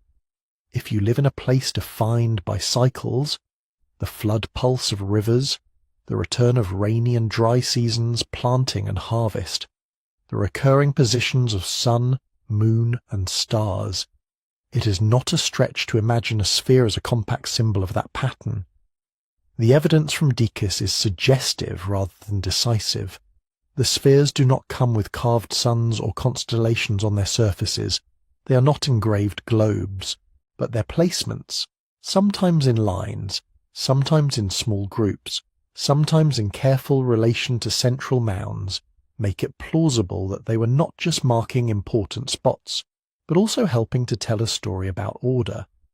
An ordered plaza, with an ordered arrangement of perfect forms, is a strong visual metaphor for an ordered world. You can imagine these stones standing at the hinges between categories, the edge between domestic space and public space, between the realm of the living and areas reserved for the dead, between earth and sky, if certain spheres marked sight lines toward notable points on the horizon, where the sun rose or set at particular times of year. There are hints of that kind of thinking elsewhere in the region. In neighbouring areas of Costa Rica and Panama, carved stone spheres appear in association with burial grounds and with sculpted figures that clearly have ritual significance. Farther afield, in Mesoamerica and the Andes, circular and spherical forms play roles in cosmology. Circular plazas, rounded altars, representations of celestial bodies. This does not mean the Deikis copied a specific model, or that everyone shared one unified cosmic diagram. It points instead to something more basic about human minds. When we try to picture wholeness, we reach for simple, closed shapes. Circles on the ground, discs in the sky, balls in the hand. When we try to anchor the idea of a reliable cycle, we are drawn to forms that can turn and return. Spheres offer that in 3 dimensions. You can see the same impulse in very different places and times. Stone balls in Neolithic Europe, round burial mounds in Japan, circular stone arrangements in southern Africa. The details differ. The underlying logic, use a simple, stable geometry to stand for something big and abstract, is common. This is part of why similar symbolism can arise independently. You do not need a ship sailing from Costa Rica to Scotland to explain why two groups of humans, both watching the same sun rise and set, might decide that round things are special. Our brains, our landscapes, and our sensory experiences set certain problems and offer certain visual answers. Circle and sphere sit right at the top of that shared toolkit. With the Diki spheres, the context we have lets us say some things with moderate confidence. They were integrated into planned settlements, not scattered at random. They are consistently associated with places that look, by all other measures, like seats of authority. They required enough coordinated effort that they almost certainly express and reinforce social hierarchy. Their form is so strikingly regular and so carefully repeated that it is hard to imagine they did not also carry some more abstract, probably cosmological resonance. Beyond that, the ground becomes softer. Did each sphere stand for a specific ancestor, a specific clan, a specific direction? Did lines of stones map stories about migration or mythic battles? Did they mark moments in an agricultural calendar, or positions of certain stars, or pathways of spirits? We can propose models. Some alignments can be checked against solar positions. Some associations with burials suggest ancestral or funerary meanings. Oral traditions, even if they cannot be taken at face value for the deep past, at least show the kinds of ideas that feel natural to attach to these stones. But we are unlikely ever to reach the level of certainty we have for, say, classic Maya monuments with glyphs that literally spell out dates and names. The Diki left us a system of signs without a key, so the honest endpoint is a mixture. On one side, a firm grounding, spheres as labour-hungry markers of elite centres, as tools in the quiet politics of status and authority. On the other, a halo of probable but unprovable layers, spheres as pieces in a larger mental map of cycles, boundaries, and cosmic order. What we can do is narrow the range of plausible meanings by paying close attention to where the stones are, what they sit beside, how they differ by size and grouping. We can rule out some of the louder fantasies, and we can outline the quieter, more human possibilities. And then we have to live with the remainder, the recognition that for the people who first raised them, these stones meant something both very practical and very deep, and that part of that depth will remain just out of reach. Which brings us to a broader puzzle. If the Dikis, working with their own tools and traditions, arrived at this particular way of shaping and placing stone, why do we see other cultures thousands of miles away doing something oddly similar with their own spherical objects? To get a sense of that, we can jump to a very different landscape and a very different time. Northern Scotland. Wind, heather, low light that makes stone look almost metallic. 5,000 years ago, long before the Dikis were building their plazas, people here were farming, raising animals, burying their dead in passage tombs, erecting standing stones. And in some of their settlements and graves, they left us objects that often end up on the same mysterious stone sphere lists as the Costa Rican balls. Neolithic carved stone balls. At first glance the resemblance seems obvious. They're round, they're stone, they look deliberate, not accidental. Put a photo of a Scottish ball next to a small dikisphere, and your brain wants to say, same thing. But once you look more closely, the differences start piling up. The Scottish objects are tiny by comparison. Most of them could sit in the palm of your hand. Typical diameters hover around 7 centimetres, about the size of a small orange. Many weigh less than a modern smartphone. A Dikis sphere, even a modest one, is bigger than your head and heavy enough that you would think twice before trying to move it alone. The giants are so large they become pieces of landscape. Scale is not a minor detail. It changes everything about how an object can be used and where it makes sense to put it. The Scottish carved bulls also have an entirely different surface treatment. Instead of smooth, continuous curvature, they're bristling with knobs and projections. Most have 6 evenly spaced bosses. Some have 4, some even more, arranged with a kind of quiet mathematical care. On a few, the knobs are carved into spirals and concentric circles, echoing the abstract art you see on passage tombs like Newgrange and on other Neolithic stonework in Atlantic Europe. If a dikissphere is about erasing irregularities until only the pure form remains, a typical Scottish bull is about articulating the surface, breaking the sphere into repeating units. The contexts in which we find them are different as well. Dikisspheres, as far as we can tell, were usually fixed in place. They sat on prepared bases, edged plazas, flanked causeways, marked important thresholds. When they moved with effort, and probably not very often. The Neolithic bulls of Scotland, in contrast, are portable objects. They show up in pits, in what look like domestic settings, occasionally in burials, sometimes as stray finds with no clear architectural association. They're seldom found in neat lines. They are not anchoring the edges of great open spaces. They seem instead to have circulated by hand and by memory, moving through social networks rather than shaping the built environment. Those differences have led to very different interpretations. No one thinks the Scottish communities were rolling these tiny balls across fields like oversized marbles, and no one imagines people in Costa Rica casually stuffing basalt spheres into bags and walking off with them. The shared roundness is almost the least important thing about them. For the Neolithic carved bulls, archaeologists have floated 3 broad families of ideas. The first sees them as symbols of identity or status. In a world with no metal, no writing, and no easily transported prestige goods like glass, an intricately carved, time-consuming stone object becomes a natural candidate for a badge of rank. The variety of designs, different numbers of knobs, different incised patterns, would make it easy to imagine certain lineages or groups favouring particular styles. A bull might mark someone as belonging to a certain household, or as holding a particular ritual role. It could be carried, displayed, handed over in key moments, then stored away.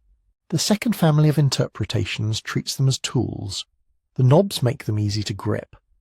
Some researchers have imagined them used as part of a cord-wrapping device, maybe for working hides or twisting fibres, where the protrusions help keep a loop of rope from slipping.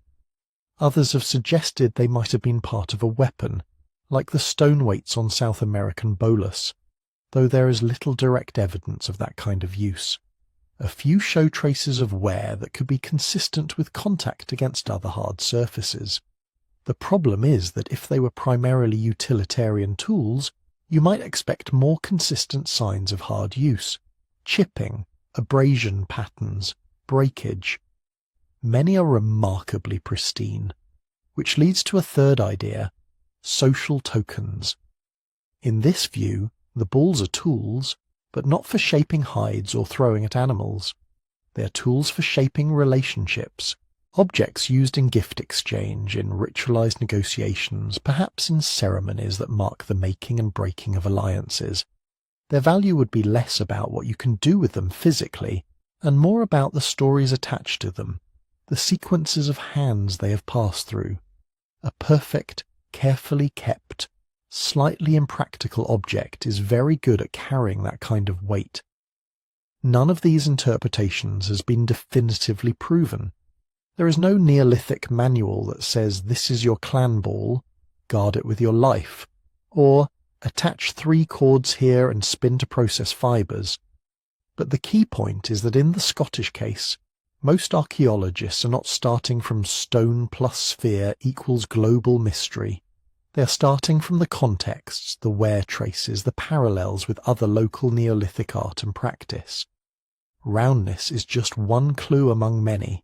Set against that, the Da'Keyse spheres look increasingly like members of a different family altogether. They are part of architecture, not handheld paraphernalia. They define space at the scale of plazas and paths, not at the scale of personal encounters and small rooms. Whatever meanings they carried had to operate at that larger scale too, broadcasting something to anyone who walked through those landscapes. This contrast carries an important methodological lesson. When people compile worldwide stone spheres and lay them out as if they are all instances of the same phenomenon, Costa Rica, Scotland, Bosnia, New Zealand river cobbles, naturally rounded concretions from Utah. They are collapsing categories that archaeologists work hard to keep separate. Yes, they are round, but they differ in size by orders of magnitude. They are made from different materials with different techniques. They sit in different kinds of context, some in burials, some in house floors, some as part of monumental axes, some scattered by erosion with no sign of human touch. Some are carved and decorated, some are merely smoothed, some are not shaped by humans at all. Treating all of them as pieces of one grand unsolved puzzle makes the world feel more mysterious. It also makes it harder to understand what any one group of people was actually doing.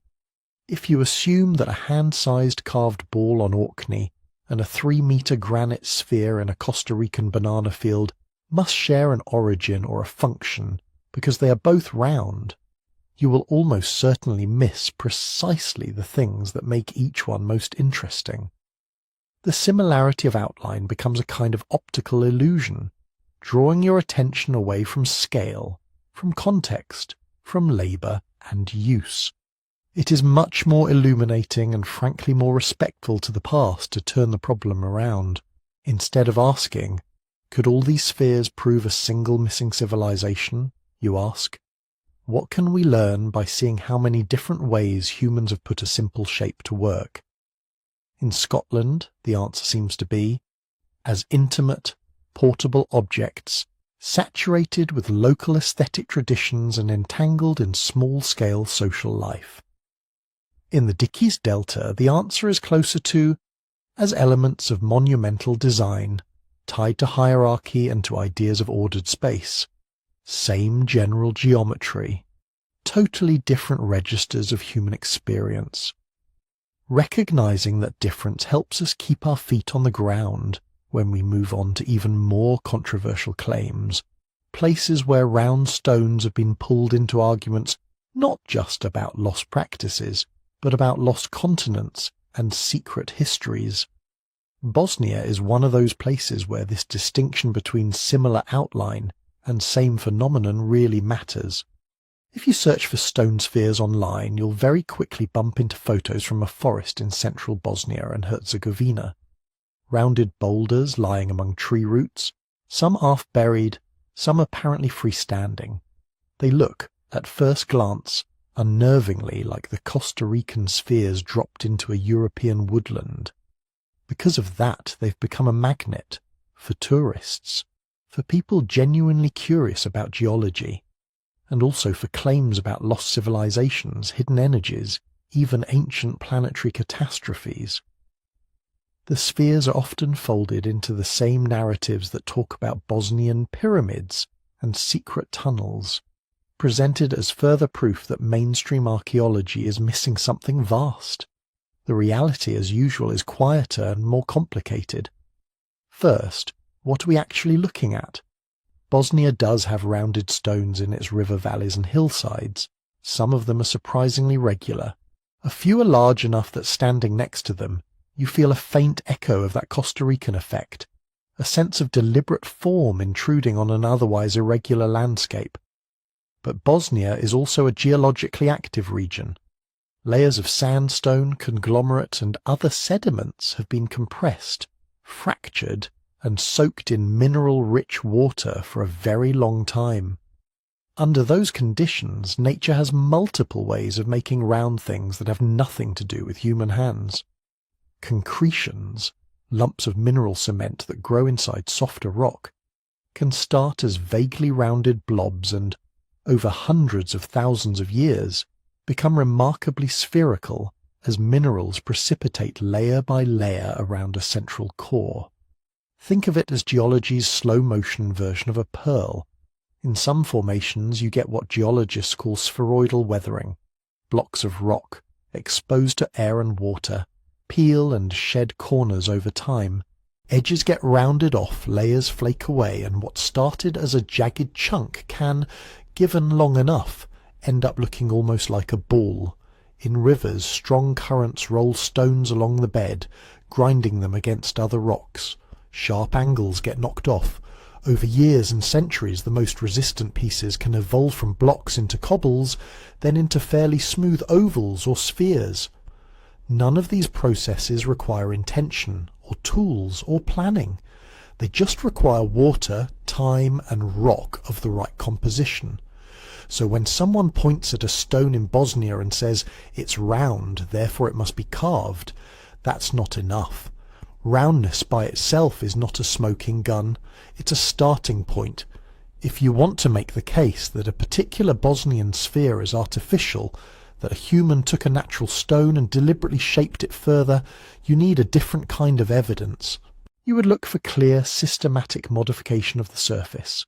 Facets from flaking or pecking, abrasion patterns that don't match what you'd expect from river movement, tool marks that have consistent direction and spacing.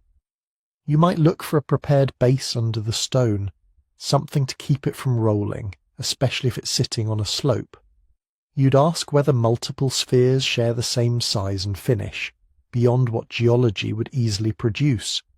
Perfectly matched diameters, for example, or a repeated pattern of partial smoothing that suggests a shared mental template. You'd also pay attention to context. Are the stones in places where people clearly built other things?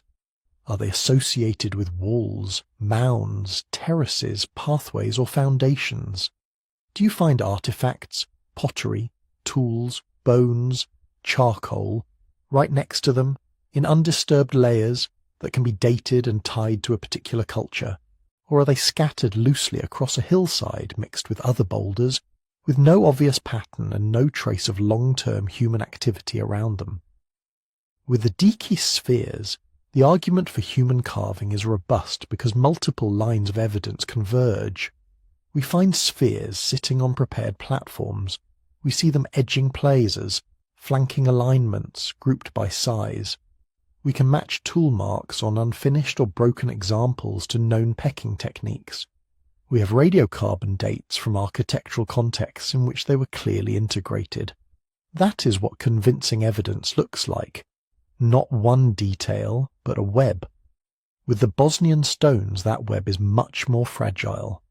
Some local researchers and promoters have claimed that the spheres are part of a grand prehistoric complex, contemporary with, or even older than any known European civilization. They point to their shape, to legends of giants and buried treasure, to the feel of the place. Occasionally they invoke alignments with stars or earth energies, but when you ask for the kinds of things archaeologists and geologists rely on, stratigraphic drawings, detailed petrographic analyses, radiometric dates tied to sealed layers, controlled excavations published in peer-reviewed journals, the picture gets fuzzy. There are studies, but many of them are preliminary, or limited in scope, or hosted in venues that don't require rigorous review. Some geologists who have examined the stones have concluded that they are natural concretions. Others allow that there might be occasional human modification, but see no evidence of an organized sphere-making tradition comparable to Costa Rica. Crucially, we do not yet have a securely excavated Bosnian sphere sitting in a clear archaeological context, on a built base, with surrounding features that demand a cultural explanation, and can be dated independently. That absence doesn't prove that none of the spheres were ever touched by humans. People have always picked up interesting rocks, moved them, even polished or chipped them for their own purposes. It simply means that, so far, the extraordinary claims being made that these are relics of a lost global civilization, that they match other mysterious spheres across the world, are running far ahead of the available evidence. This is where provenance and documentation matter, sometimes more than the object itself. If someone shows you a photograph of a round stone found near a supposed pyramid site, that near hides a lot. Was it dug out of a layer with intact archaeological features? Was it sitting on the surface? Was it rolled downhill by a farmer 10 years ago? Did erosion move it from its original position centuries earlier? Without careful recording, you can't tell, and without being able to tell, you can't responsibly stack more and more speculative meaning on top of it. Archaeological provenance isn't just fussy paperwork. It's what lets you separate stone I like the look of from stone I can actually interpret. The same goes for peer review. When a claim is exciting, ancient spheres, hidden pyramids, lost knowledge, it's tempting to accept every supporting detail at face value. But slow, often frustrating processes like geological mapping, radiocarbon calibration, and formal publication are what keep us honest. They're the tools we use to distinguish between a persuasive story and a robust explanation. Looking at Bosnia through this lens doesn't require us to mock people who are excited by the stones, or to dismiss local enthusiasm. Curiosity is not a crime. Many important discoveries have started with someone saying, "This looks odd. I wonder what's going on here." Responsible skepticism means something gentler and more precise. It means being willing to say, these spheres are interesting, some are probably natural, a few might show human modification. We don't yet have solid evidence for a complex sphere-making culture here. Until we do, we should be cautious about linking them to Costa Rica, to Scotland, or to a worldwide lost civilization. It also means being comfortable with unknown as a temporary category. Not unknown, therefore impossible. Not unknown, therefore proof of everything I hope is true. Just unknown for now, awaiting better data. When we approach Bosnia that way, the situation stops being a battlefield between true believers and closed-minded academics, and becomes something simpler, an open geological and archaeological question in a region that still needs more careful, transparent research. And it becomes a useful example, because once you've watched how easily natural round stones can be swept into grand narratives, you're less likely to force the Dike's spheres, or the Scottish bulls, or any other rounded object into a single global story just because the shape feels uncanny. Instead, you start asking, what's the context? What's the provenance? What's been published and where? What would we need to see before changing our minds? Those questions don't kill wonder. They protect it. They keep us from building castles in the air so we can pay attention to the real, often stranger truth sitting quietly in the ground. And they prepare us to look again at other cases. Places where round stones really are entangled with colossal statues and unmistakable human labour, and where the question isn't natural or artificial, but why did people here decide to echo this shape on such an extraordinary scale? On Rapa Nui, better known as Easter Island, those questions land in a very different landscape. Here, nobody doubts that something extraordinary happened in stone. The island is famous for its moai, hundreds of massive carved figures, some weighing more than a fully loaded tractor trailer, hauled for kilometres and raised on stone platforms staring inland. If you want a place on Earth where human beings indisputably transformed rock into symbols at the edge of possibility, this is it. So when people hear that Easter Island has mysterious stone spheres too, it feels like the perfect puzzle piece. Spheres in Costa Rica, spheres in Bosnia, spheres in the Pacific, all tied together by colossal statues and lost knowledge. The reality, again, is quieter and more specific. First, what actually exists on Rapa Nui that's round? Archaeologists and early explorers do report rounded stones in ritual contexts. The one you'll see mentioned most often is called Te Pito o Te Henua, sometimes translated as the navel of the world. It's a smooth oval boulder sitting on the north coast, surrounded by smaller stones. Local traditions recorded in the 19th and 20th centuries linked it to the island's founders and to mana, a kind of spiritual potency that runs through Polynesian belief. Te Pito o Te Henua is strikingly regular. If you run your hands over it, you feel the same unnerving smoothness you get from a well-finished Diki sphere. Photos, especially the ones that make the rounds online, tend to crop out everything but the big stone, frame it against the sea, and let your imagination do the rest. But if you look closely, it is not a mathematically perfect sphere. It's more of an elongated, slightly flattened ellipsoid. You can see the original bedding planes of the basalt if the light is right. It has been shaped and smoothed, yes, but it does not match the high-precision multimeter balls of Costa Rica. Elsewhere on the island, you get other rounded forms. At some ahu, the ceremonial platforms where moai were erected, you find small, carefully pecked stone knobs on the corners or along the edges. They're roughly spherical, hand-sized, probably made by pecking and grinding. Some appear to be architectural details, others may have served as markers or supports. You also see roundish stones used as pukao, the top knots or headdresses on some moai. Those are big cylinders of red scoria with rounded edges, rolled from a separate quarry. Occasionally, from a distance or in the wrong photograph, they can look like enormous red balls perched on statues.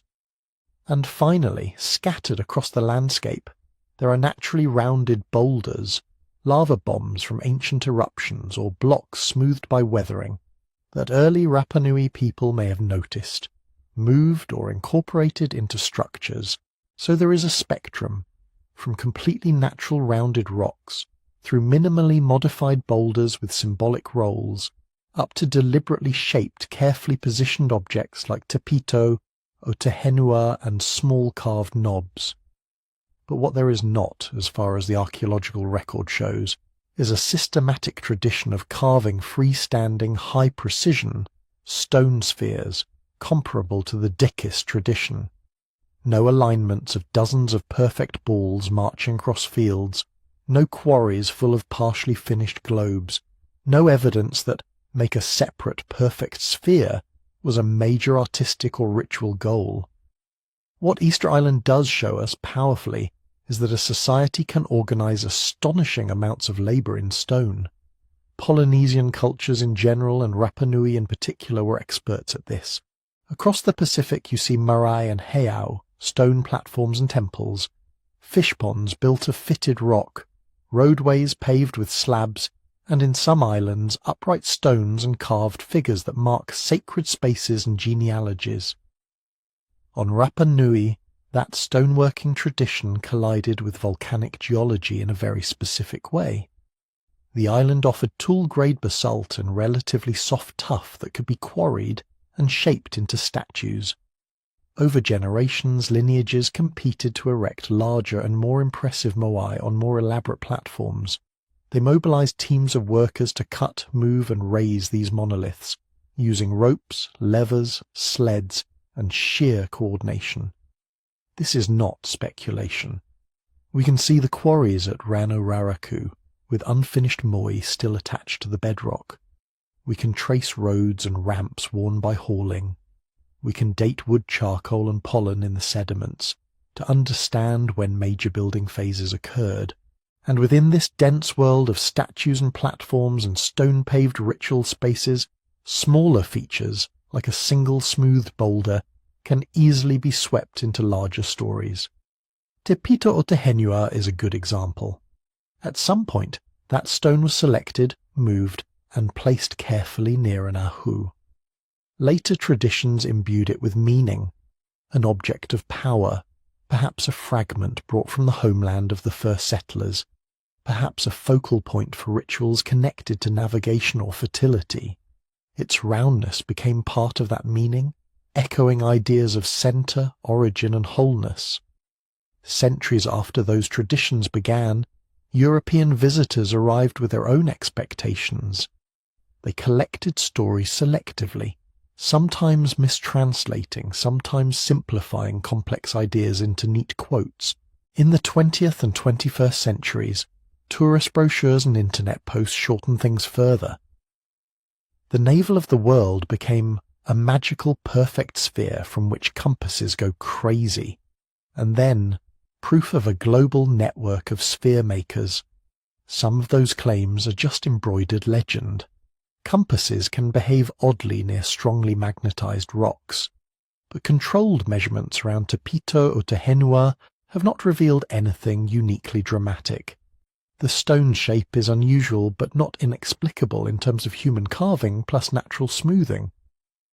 In a landscape like Rapa Nui's, where giant human figures face the sea and stone platforms line the coasts, it is very easy for a single rounded stone to be pulled into every global theory that happens to be passing by. The same thing happens, in a different key, in Costa Rica. There, the spectacle isn't statues, it's the spheres themselves. But the underlying social force is similar. In both cases, a society organized tremendous amounts of labor not just to survive, but to create enduring, visible statements in stone. In both cases, those statements were tied to social coordination, lineage identity, ritual authority, perhaps political competition. Building or placing something massive or meticulously shaped that everyone can see is one way to make social order tangible. It says, we can do this. We can gather workers.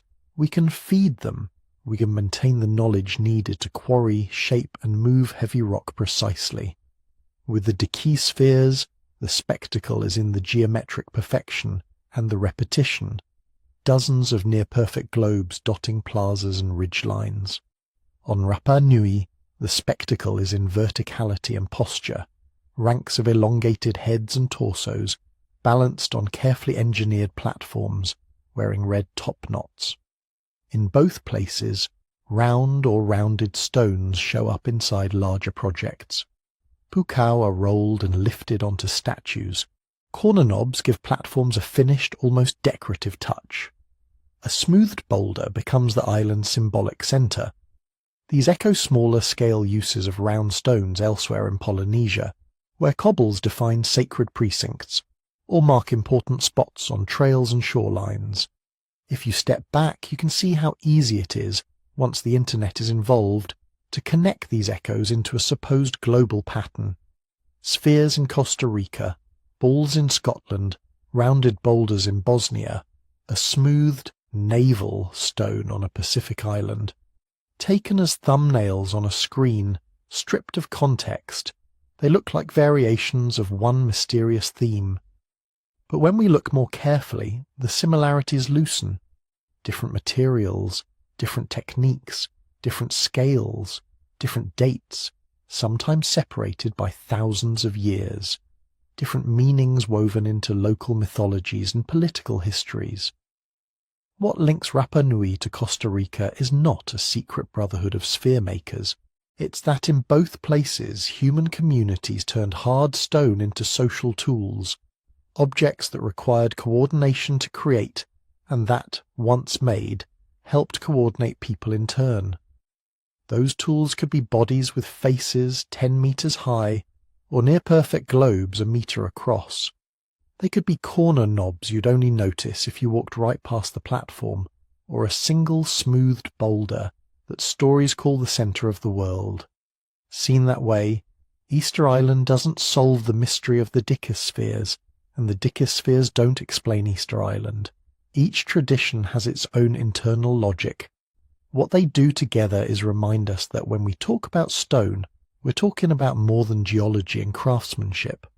We're talking about how people choose to make their presence felt in the landscape, how they use difficult shapes, whether a precarious upright statue or a stubbornly even sphere, as proofs of cooperation. And once we understand that, We can look at stone balls and stone heads without needing to merge them into a single global story, and still feel the quiet strangeness of what it means to bend rock into meaning. If we strip away the internet collages and look at the archaeological record on its own terms, we still have to face one stubborn fact. Round things keep showing up, not always as perfect spheres, not always carved, not always monumental. But again and again, in very different places and times, you find humans putting effort into making things that are symmetrical, centered, and conspicuously geometric. So why does that happen? Part of the answer lies deep in how our minds work. Human brains are pattern-hungry. Our visual systems are tuned to notice symmetry, contrast, and clean lines against noisy backgrounds. A smooth curve stands out in a landscape of jagged rocks and tangled vegetation, the way a clear melody stands out from static. In psychology experiments, people across cultures tend to find balanced, symmetric shapes more pleasing and more complete than irregular ones.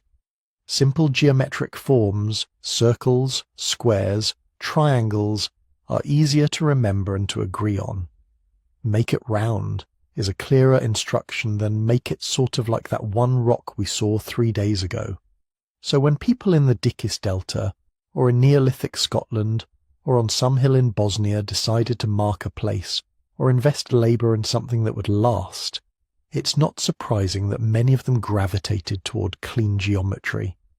A sphere, in that sense, is one of the purest possible shapes. Every point on the surface is the same distance from the centre. You can rotate it any way you like, and it looks the same.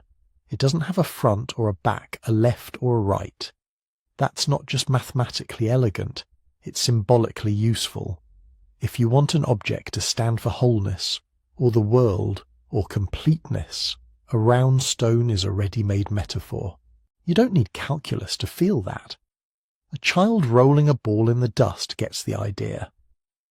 But a sphere is also a strange choice if your main concern is practicality. From a purely utilitarian perspective, a cube or a cylinder is often easier. Flat faces stack. They don't wander off on their own. They're simpler to cut from blocky rock. Even rounded cylinders like the Pukao on Easter Island can be rolled and then parked without fuss. Perfect spheres are awkward. They roll when you don't want them to. They take up more volume for the same footprint. They give you no stable resting face unless you engineer supports. And yet, they show up. This is where another layer of explanation comes in. Convergent design. In biology, convergence is when unrelated species evolve similar features because they're solving similar problems. Dolphins and ichthyosaurs both ended up streamlined with flippers and tails, not because they shared a recent ancestor with that body plan, but because fast swimming in water pushes bodies in that direction. Cultures can do something similar with ideas and objects. Give different societies the same basic raw materials, stone, human hands, pattern-seeking brains, and some of the same geometric shapes will recur, not because of a shared blueprint, but because the design space isn't infinite. Circles, spheres, and other simple forms lie in the part of that space that is both cognitively satisfying and physically robust. Stone spheres are extremely durable. They chip, but they don't lose their overall shape easily. They weather into softer versions of themselves. If you want a symbol that outlasts wood, cloth, and bone, carving a geometric solid in rock is a good bet. At the same time, spheres are technically demanding. They are, in a sense, an extravagant proof. Almost any culture that works stone will discover that you can roughly round a boulder by knocking the corners off. But pushing that rough roundness toward real precision, toward the uncanny regularity you see in the best IKEA examples, costs time. You have to remove stone you don't need to remove. You keep pecking and grinding long after the object is recognizably round. From a subsistence point of view, that extra effort is wasteful. From a social point of view, it can be powerful. An object that is more precise than it needs to be for any simple task is an object making a statement. It says, "We have labour to spare. We can afford to do this the hard way. We can coordinate dozens of people over weeks or months to pursue a purely geometric ideal." That logic is not unique to Costa Rica. You see echoes of it in polished jade axes in Neolithic Europe that were never used to cut wood, or in carefully ground stone discs in Mesoamerica that show no wear but must have taken hundreds of hours to shape. Behind those objects is a similar calculus. Practicality isn't the point. Display is. When that kind of display meets simple measurement tricks, very high precision becomes achievable without any advanced machinery. Take a large, roughly spherical stone. If you have cord, water, and patient eyes, you can refine it surprisingly far. One method is rotational checking. You pick a point to be your pole, rest the stone in a shallow cradle, and rotate it slowly. Any bulge will lift the centre. Any flat will let it settle oddly. You mark the high spots with charcoal or pigment, peck them down, and repeat. Over and over, the extremes get shaved away. Another is string measurement. You loop a cord around the stone at different angles. If the loop sits snugly all the way around without gaps or tight spots, that section is close to circular. If it snags, you mark and adjust. You can do this across many great circles like lines of longitude and latitude. You don't need numbers, just consistency. You can also use simple templates, curved wooden or bone gauges shaped to a desired radius, and walk them over the surface feeling for bumps and hollows, or sight along the silhouette of the stone against the sky, looking for breaks in the curve. None of this is mysterious. It's slow, but it's within the reach of any patient artisan with good hand-eye coordination.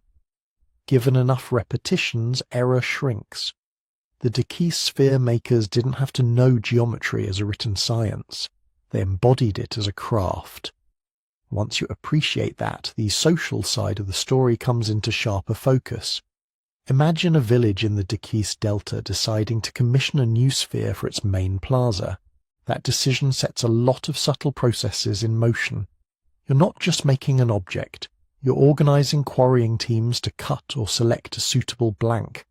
You're assigning skilled carvers to the project, which means those people aren't farming or hunting as much. You're bringing food and water to the work site. You're deciding where, eventually, this heavy, awkward thing will sit, and who gets to speak or perform around it. The finished sphere, then, is not only a shape, it's a frozen record of cooperation. It might function as a prestige object associated with a particular lineage or chief. It might be a kind of communal monument, marking a founding story or a claim to land. It might serve in rituals that reinforce who belongs, who leads, and who owes tribute. In many societies, big, difficult things, megaliths, pyramids, moai, gigantic earthworks, do this kind of work. They are signals of authority written in labour and stone. A stone sphere does something similar, but in a particularly abstract way. It doesn't look like a god or an ancestor. It looks like a concept, centre, completeness, balance. Its very uselessness for ordinary tasks highlights its role as a public sign. It belongs to the group, but it also stands slightly apart from everyday life.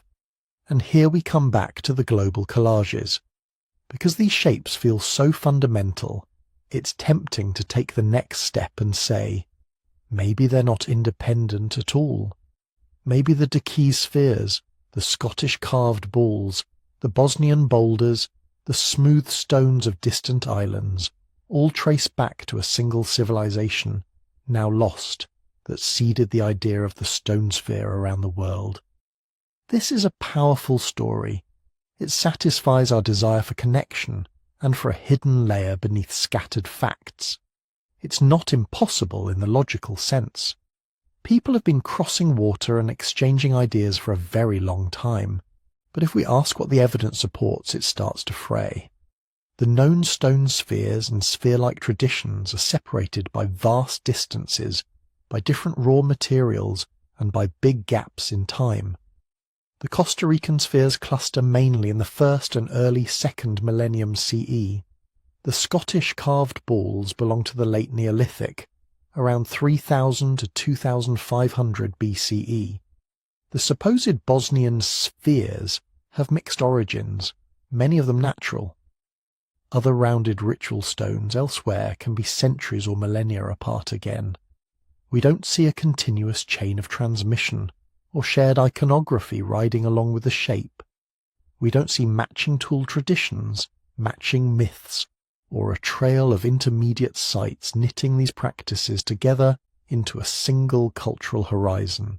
What we do see is that whenever humans have stone, time, and reasons to build visible statements in their landscapes, some of them independently discover the same family of solutions: upright slabs, circles of stones, mounds, platforms, and sometimes conspicuously round objects. Under those conditions, the recurrence of spheres doesn't require a global blueprint. Convergent design, psychological attraction to symmetry, the durability of geometric forms, and the social power of hard-to-make shapes together go a long way. None of this means we've solved the meanings of any particular stone sphere. Local histories still matter. A Diquis ball is not a Scottish ball, is not a Rapa Nui boulder.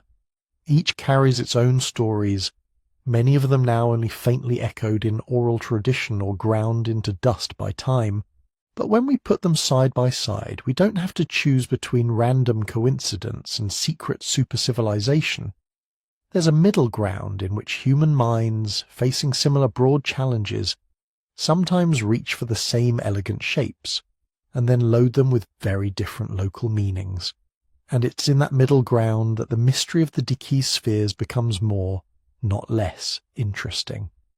Because it forces us to ask not just why people in general like roundness, but why this particular society in this particular river delta took the idea further than almost anyone else. That's the part we still don't fully understand, and it leads directly to the last piece of the puzzle: what we're missing, and what kinds of evidence might finally let us read these stones with more than guesswork. When archaeologists talk about the Diquis spheres, there are three questions that keep coming up in different forms, no matter how many field seasons go by. What exactly were they for? How exactly were they arranged? And who exactly was organizing the work? Function, placement, and production. Those are the big unknowns. On function, we have educated guesses. The spheres are found in association with settlements, mounds, pavements, and sometimes alignments that seem anything but random. Their size range from handheld to several tons hints at a hierarchy of importance. Some were clearly placed in formal spaces, others might have been more domestic, but symbol of power or marker of status is still broad. Were they tied to particular clans, to origin stories, to astronomical events, to the authority of regional chiefs? Or did their meanings shift over centuries as societies changed? Just as medieval churches, pagan shrines, and modern tourist sites can all occupy the same hilltop at different times. We don't yet know. On arrangement, the gaps are even sharper. Very few spheres today sit exactly where they were placed in the pre-Columbian period. Many were dragged into town squares, front yards, bank gardens, and government buildings in the 20th century. Others were moved by plantation companies when they cleared land for bananas. Some were rolled, cracked, or cut by bulldozers. Each move separated a stone from the archaeological context that gives it meaning. That context includes its position relative to houses, mounds, and paths, its orientation in the landscape toward a river bend, a mountain, a sunrise point on the horizon, its relationship to other spheres, solitary sentinel, paired marker, line, triangle, arc. Photographs and early accounts preserve a few original groupings, lines of spheres leading up to elevated platforms, pairs flanking supposed entrances, clusters that might once have formed geometric figures when seen from above. But might is doing a lot of work there. We don't have a full map of how the Dikis people used these stones to write in their landscape, and then there's production. We know roughly how you could make such spheres with hammerstones and patience. But we don't yet know how production was organised socially. Were there specialised workshops near quarries, staffed by hereditary artisans whose skills were passed down like a family trade? Were spheres carved intermittently by villagers in between farming seasons, more like community projects than elite commissions?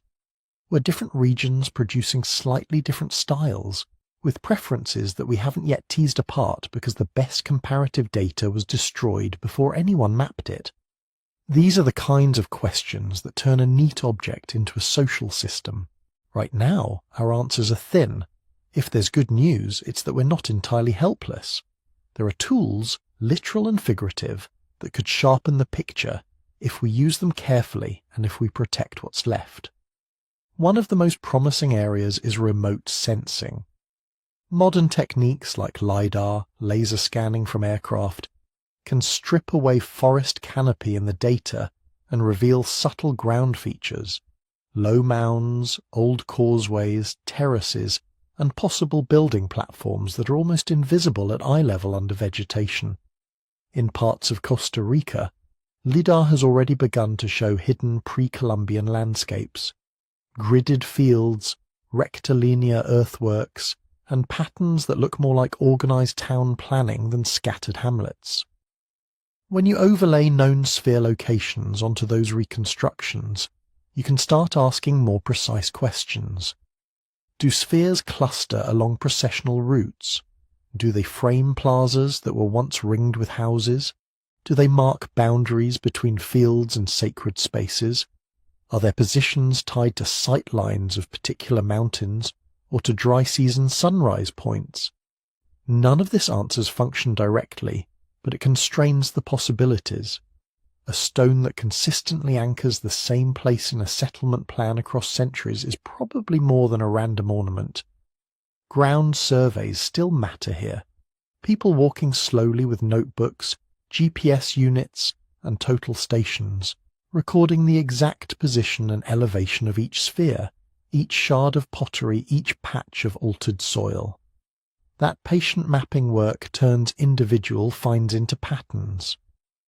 Then there's microanalysis, looking not at the landscape scale, but at the surface of the stones themselves.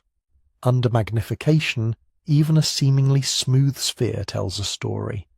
Tiny impact scars can reveal the direction and intensity of pecking blows, hinting at carving sequences. Polished patches in certain zones might indicate how people touched or handled the stone, whether they were rolling smaller spheres in the hand, rubbing them in rituals, or leaving offerings that abraded particular spots. Traces of pigments, resins, or adhered materials, if any surviving cracks and low spots, might show that some spheres were painted or decorated with organic add-ons. That would change how we imagine them. Not just mute grey forms, but once brightly marked, maybe with clan emblems or cosmological motifs that have long since flaked away. Microscopic residue analysis is delicate, and the tropical climate is harsh on organics, but even a few positive results could reframe the whole set. Experimental archaeology can work in parallel. Teams of modern craftspeople and archaeologists can attempt to reproduce spheres using only tools and rock types known from the region, hammerstones of certain hardnesses, rough blanks of the same granodiorite or gabbro, water and sand for grinding. By timing each stage, they can estimate labour costs, how many person days to go from a quarried boulder to a rough sphere, and from there to a polished, near-perfect one. How many people you need simply to move it safely without modern machinery. How often you must resharpen tools, where the bottlenecks are. Those numbers feed back into the social questions. A sphere that takes several hundred person days to make is unlikely to be a casual side project. It implies some combination of surplus food, authority to direct labour, or a ritual schedule that justifies the investment. If we can correlate estimated labour costs with sphere size, proximity to elite residences and other markers, we can start to see not just that these stones mattered, but how much they mattered in economic terms. All of these methods, however, depend on something that sounds boring but is absolutely crucial: provenience. Provenience is the exact recorded place where an artifact was found. In archaeology, losing provenience is like tearing chapters out of a book and shuffling the loose pages into a decorative pile. The words are still there, but most of the story is gone. Every time a sphere is dug up by a backhoe without documentation, or moved to decorate a driveway without a detailed site record, we lose information we can never get back. Depth, exact orientation, associated materials in the soil, the layers above and below it. Protecting the remaining in situ contexts, that is, spheres still in or near their original positions, is the single best thing we can do if we want future researchers to have more than guesswork. That means legal protections, yes, but also public awareness, so that landowners and local communities see these not just as curiosities or obstacles, but as irreplaceable pages in a shared story.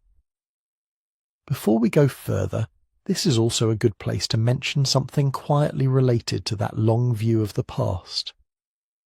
If you like this kind of slow, evidence-first exploration of human history, there's a whole book built in that same spirit, available at sleepytimehistory.com. It dives into other deep time puzzles in the same calm, careful way. And since you're listening to this during the week it comes out, there's a discount running right now if you'd like to pick up a copy. In a way, the Diki spheres themselves are like an unread book whose spine we can see, but whose pages we can only glimpse at the edges. We know they are not impossible objects. We can explain how they could be carved. We can place them in a plausible timeline. We can compare them to other stone traditions without invoking lost continents. The mystery that remains is subtler. It lives in the gap between technical ability and chosen use, between the general fact that humans like symmetry and the specific decision of a community to spend enormous effort making one particular shape in one particular landscape for reasons that once felt obvious to them and now feel opaque to us. That's why the unanswered questions about function, arrangement, and organization matter, not because they threaten to overturn physics or rewrite all of world history, but because they open a rare window into how power, craft, and meaning came together in a society that left no written records of its own. Every new survey, every carefully excavated sphere, every microscopic scratch analysed under a lens has the potential to make that window a little clearer. And as it clears, the story that comes into focus is unlikely to be a tale of impossibility. It's more likely to be something quieter and, in a way, more extraordinary. A record of how ordinary humans with stone tools and shared beliefs turned raw boulders into symbols that ordered their world. In the final part of this journey, we'll sit with that quieter kind of wonder and consider what these rounded stones can still offer us, even if we never manage to answer all of our questions. If we pause for a moment and gather up everything we've traced so far, a pattern begins to emerge that is less like a conspiracy board and more like a set of overlapping circles. On one circle, we have the Dika spheres themselves. We know they were carved in the last 1500 years before European contact, not in some remote Ice Age past. We know the rock types. We know they could have been made with hammerstones, pecking, grinding and polishing, without any need to smuggle lost technologies into the story. We know they sit within a broader Cherokee cultural tradition that already included mound building, metalworking, long-distance trade, and complex social hierarchies. We can say, with reasonable confidence, that they were not ballast from alien craft, not magnetic anomalies, not relics of an Atlantean super-civilization. We can also say that they mattered. Their size range, their careful shaping, their their association with formal spaces and mounds. These all point away from mere decoration and toward some combination of status marker, cosmological symbol, and instrument of social order. Whoever directed the work had the authority to marshal time, food, and labour, to make rocks round and to give those rounds a place in how communities understood themselves. On another circle we have the wider world of stone spheres and near spheres. In Scotland, the carved stone balls are small, handheld, and elaborately decorated, belonging to a completely different era and toolkit. In Bosnia, the supposed giant mystery spheres dissolve, on close inspection, into a mix of natural concretions and a few ambiguous cases that may or may not involve human modification. On Easter Island, roundish stones appear not as a defining monument type, but as part of a wider sculptural and ritual landscape dominated by statues. None of these line up neatly with Dickey's practice in terms of date, scale, context, or meaning. They are not chapters in a single global manual of sphere-making. Yet there is a quieter commonality. Across cultures and times, people seem to be drawn to certain simple, powerful forms, circles, lines, axes, crosses, and occasionally spheres. They are shapes that are easy to notice, hard to ignore, and endlessly reusable as symbols. A perfect or near-perfect round object is both obviously artificial and strangely abstract. It can stand for the sun, the moon, an eye, a breast, an egg, a boundary, a world. So while the Dickey's spheres are unique in concentration and scale, they also sit in a broader human habit, using geometry to make meaning visible. Some questions, after all this, feel less mysterious than they did at the start. We no longer need a hidden civilization to explain the technical side of the spheres. We can outline plausible quarrying and shaping methods. We can sketch reasonable transport strategies through wetlands and along rivers. We can situate the spheres within the timeline of regional chiefdoms, rather than on the margins of time. But other questions remain stubbornly open. We still do not know the full grammar of how spheres were arranged in the Dickey's landscape. We see isolated sentences, lines up to platforms, pairs by probable entrances, but not the whole paragraph. We don't know what stories people told about them. Were there myths that named the largest spheres, that tied them to ancestral beings or celestial events? Did children grow up learning which stones belonged to their lineage, which to others, which were dangerous to touch? Somewhere in the 16th century, as epidemics tore through communities and colonial systems took root, those storylines were interrupted. We don't know how meaning shifted over time. A stone set up in one century as a grave marker could, a few generations later, anchor a boundary or serve as a throne. The archaeological record tends to flatten those changes into a single snapshot, and we don't know, even with the best tools, how much has already been erased. For every sphere still sitting quietly in a field, there may have been others rolled into ditches, broken for fill, or ground by machinery. Each loss leaves us with a more fragmentary text, harder to read. In the face of all that uncertainty, it can be tempting to reach for dramatic explanations, to fill the gaps with smooth stories about vanished masters of geometry or messages carved in stone for a global audience. But there's another kind of wonder available here, one that grows not out of certainty, but out of restraint.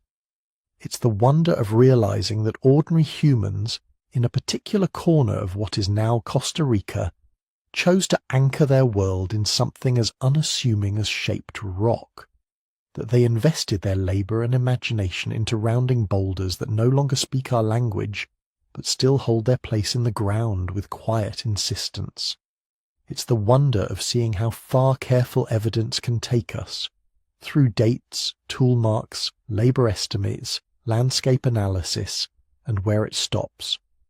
The point at which we have to admit that some meanings are not recoverable, not because they are supernatural, but because history is fragile, and it's the wonder of noticing that this pattern repeats. In Scotland, in the Pacific, in river valleys and highlands across the globe, different peoples at different times solved different problems, yet sometimes reached for similarly simple shapes when they needed to give weight to power, memory, or the sacred. We may never reconstruct exactly what a Dickers artisan thought as they chipped away at a rough block, or what a child felt walking past a row of finished spheres that had stood longer than anyone could remember. We can only circle those experiences with hypotheses, guided by what the ground and the stones will still tell us. But even that partial view has value. It reminds us that the past is not an alien planet populated by impossibilities. It is a series of choices made by people who were, in many respects, like us, capable of patience, coordination, aesthetic judgment, and deep belief. The mystery is not that they made these spheres. The mystery is what precisely they saw in them. As new surveys, excavations, and analyses accumulate, some of our open questions will narrow. Others will probably remain permanently unresolved. That is not a failure of science. It is simply the shape of our relationship to deep time. If you've stayed with this journey all the way to the end, and you enjoy this kind of calm, evidence-first exploration of the ancient world, you might also like the book I mentioned earlier about prehistoric secrets and the ways we uncover them. You can read more about it and pick up a copy at sleepytimehistory.com. And if you'd like to help more stories like this reach more people, it truly does make a difference if you tap like, subscribe to the channel, and share your thoughts below. I'd love to hear where you're listening from and what you think the most intriguing open question about the Dickey spheres is. For now, the stones are still there, quiet, rounded, patient, waiting for whatever careful questions we're wise enough to ask next.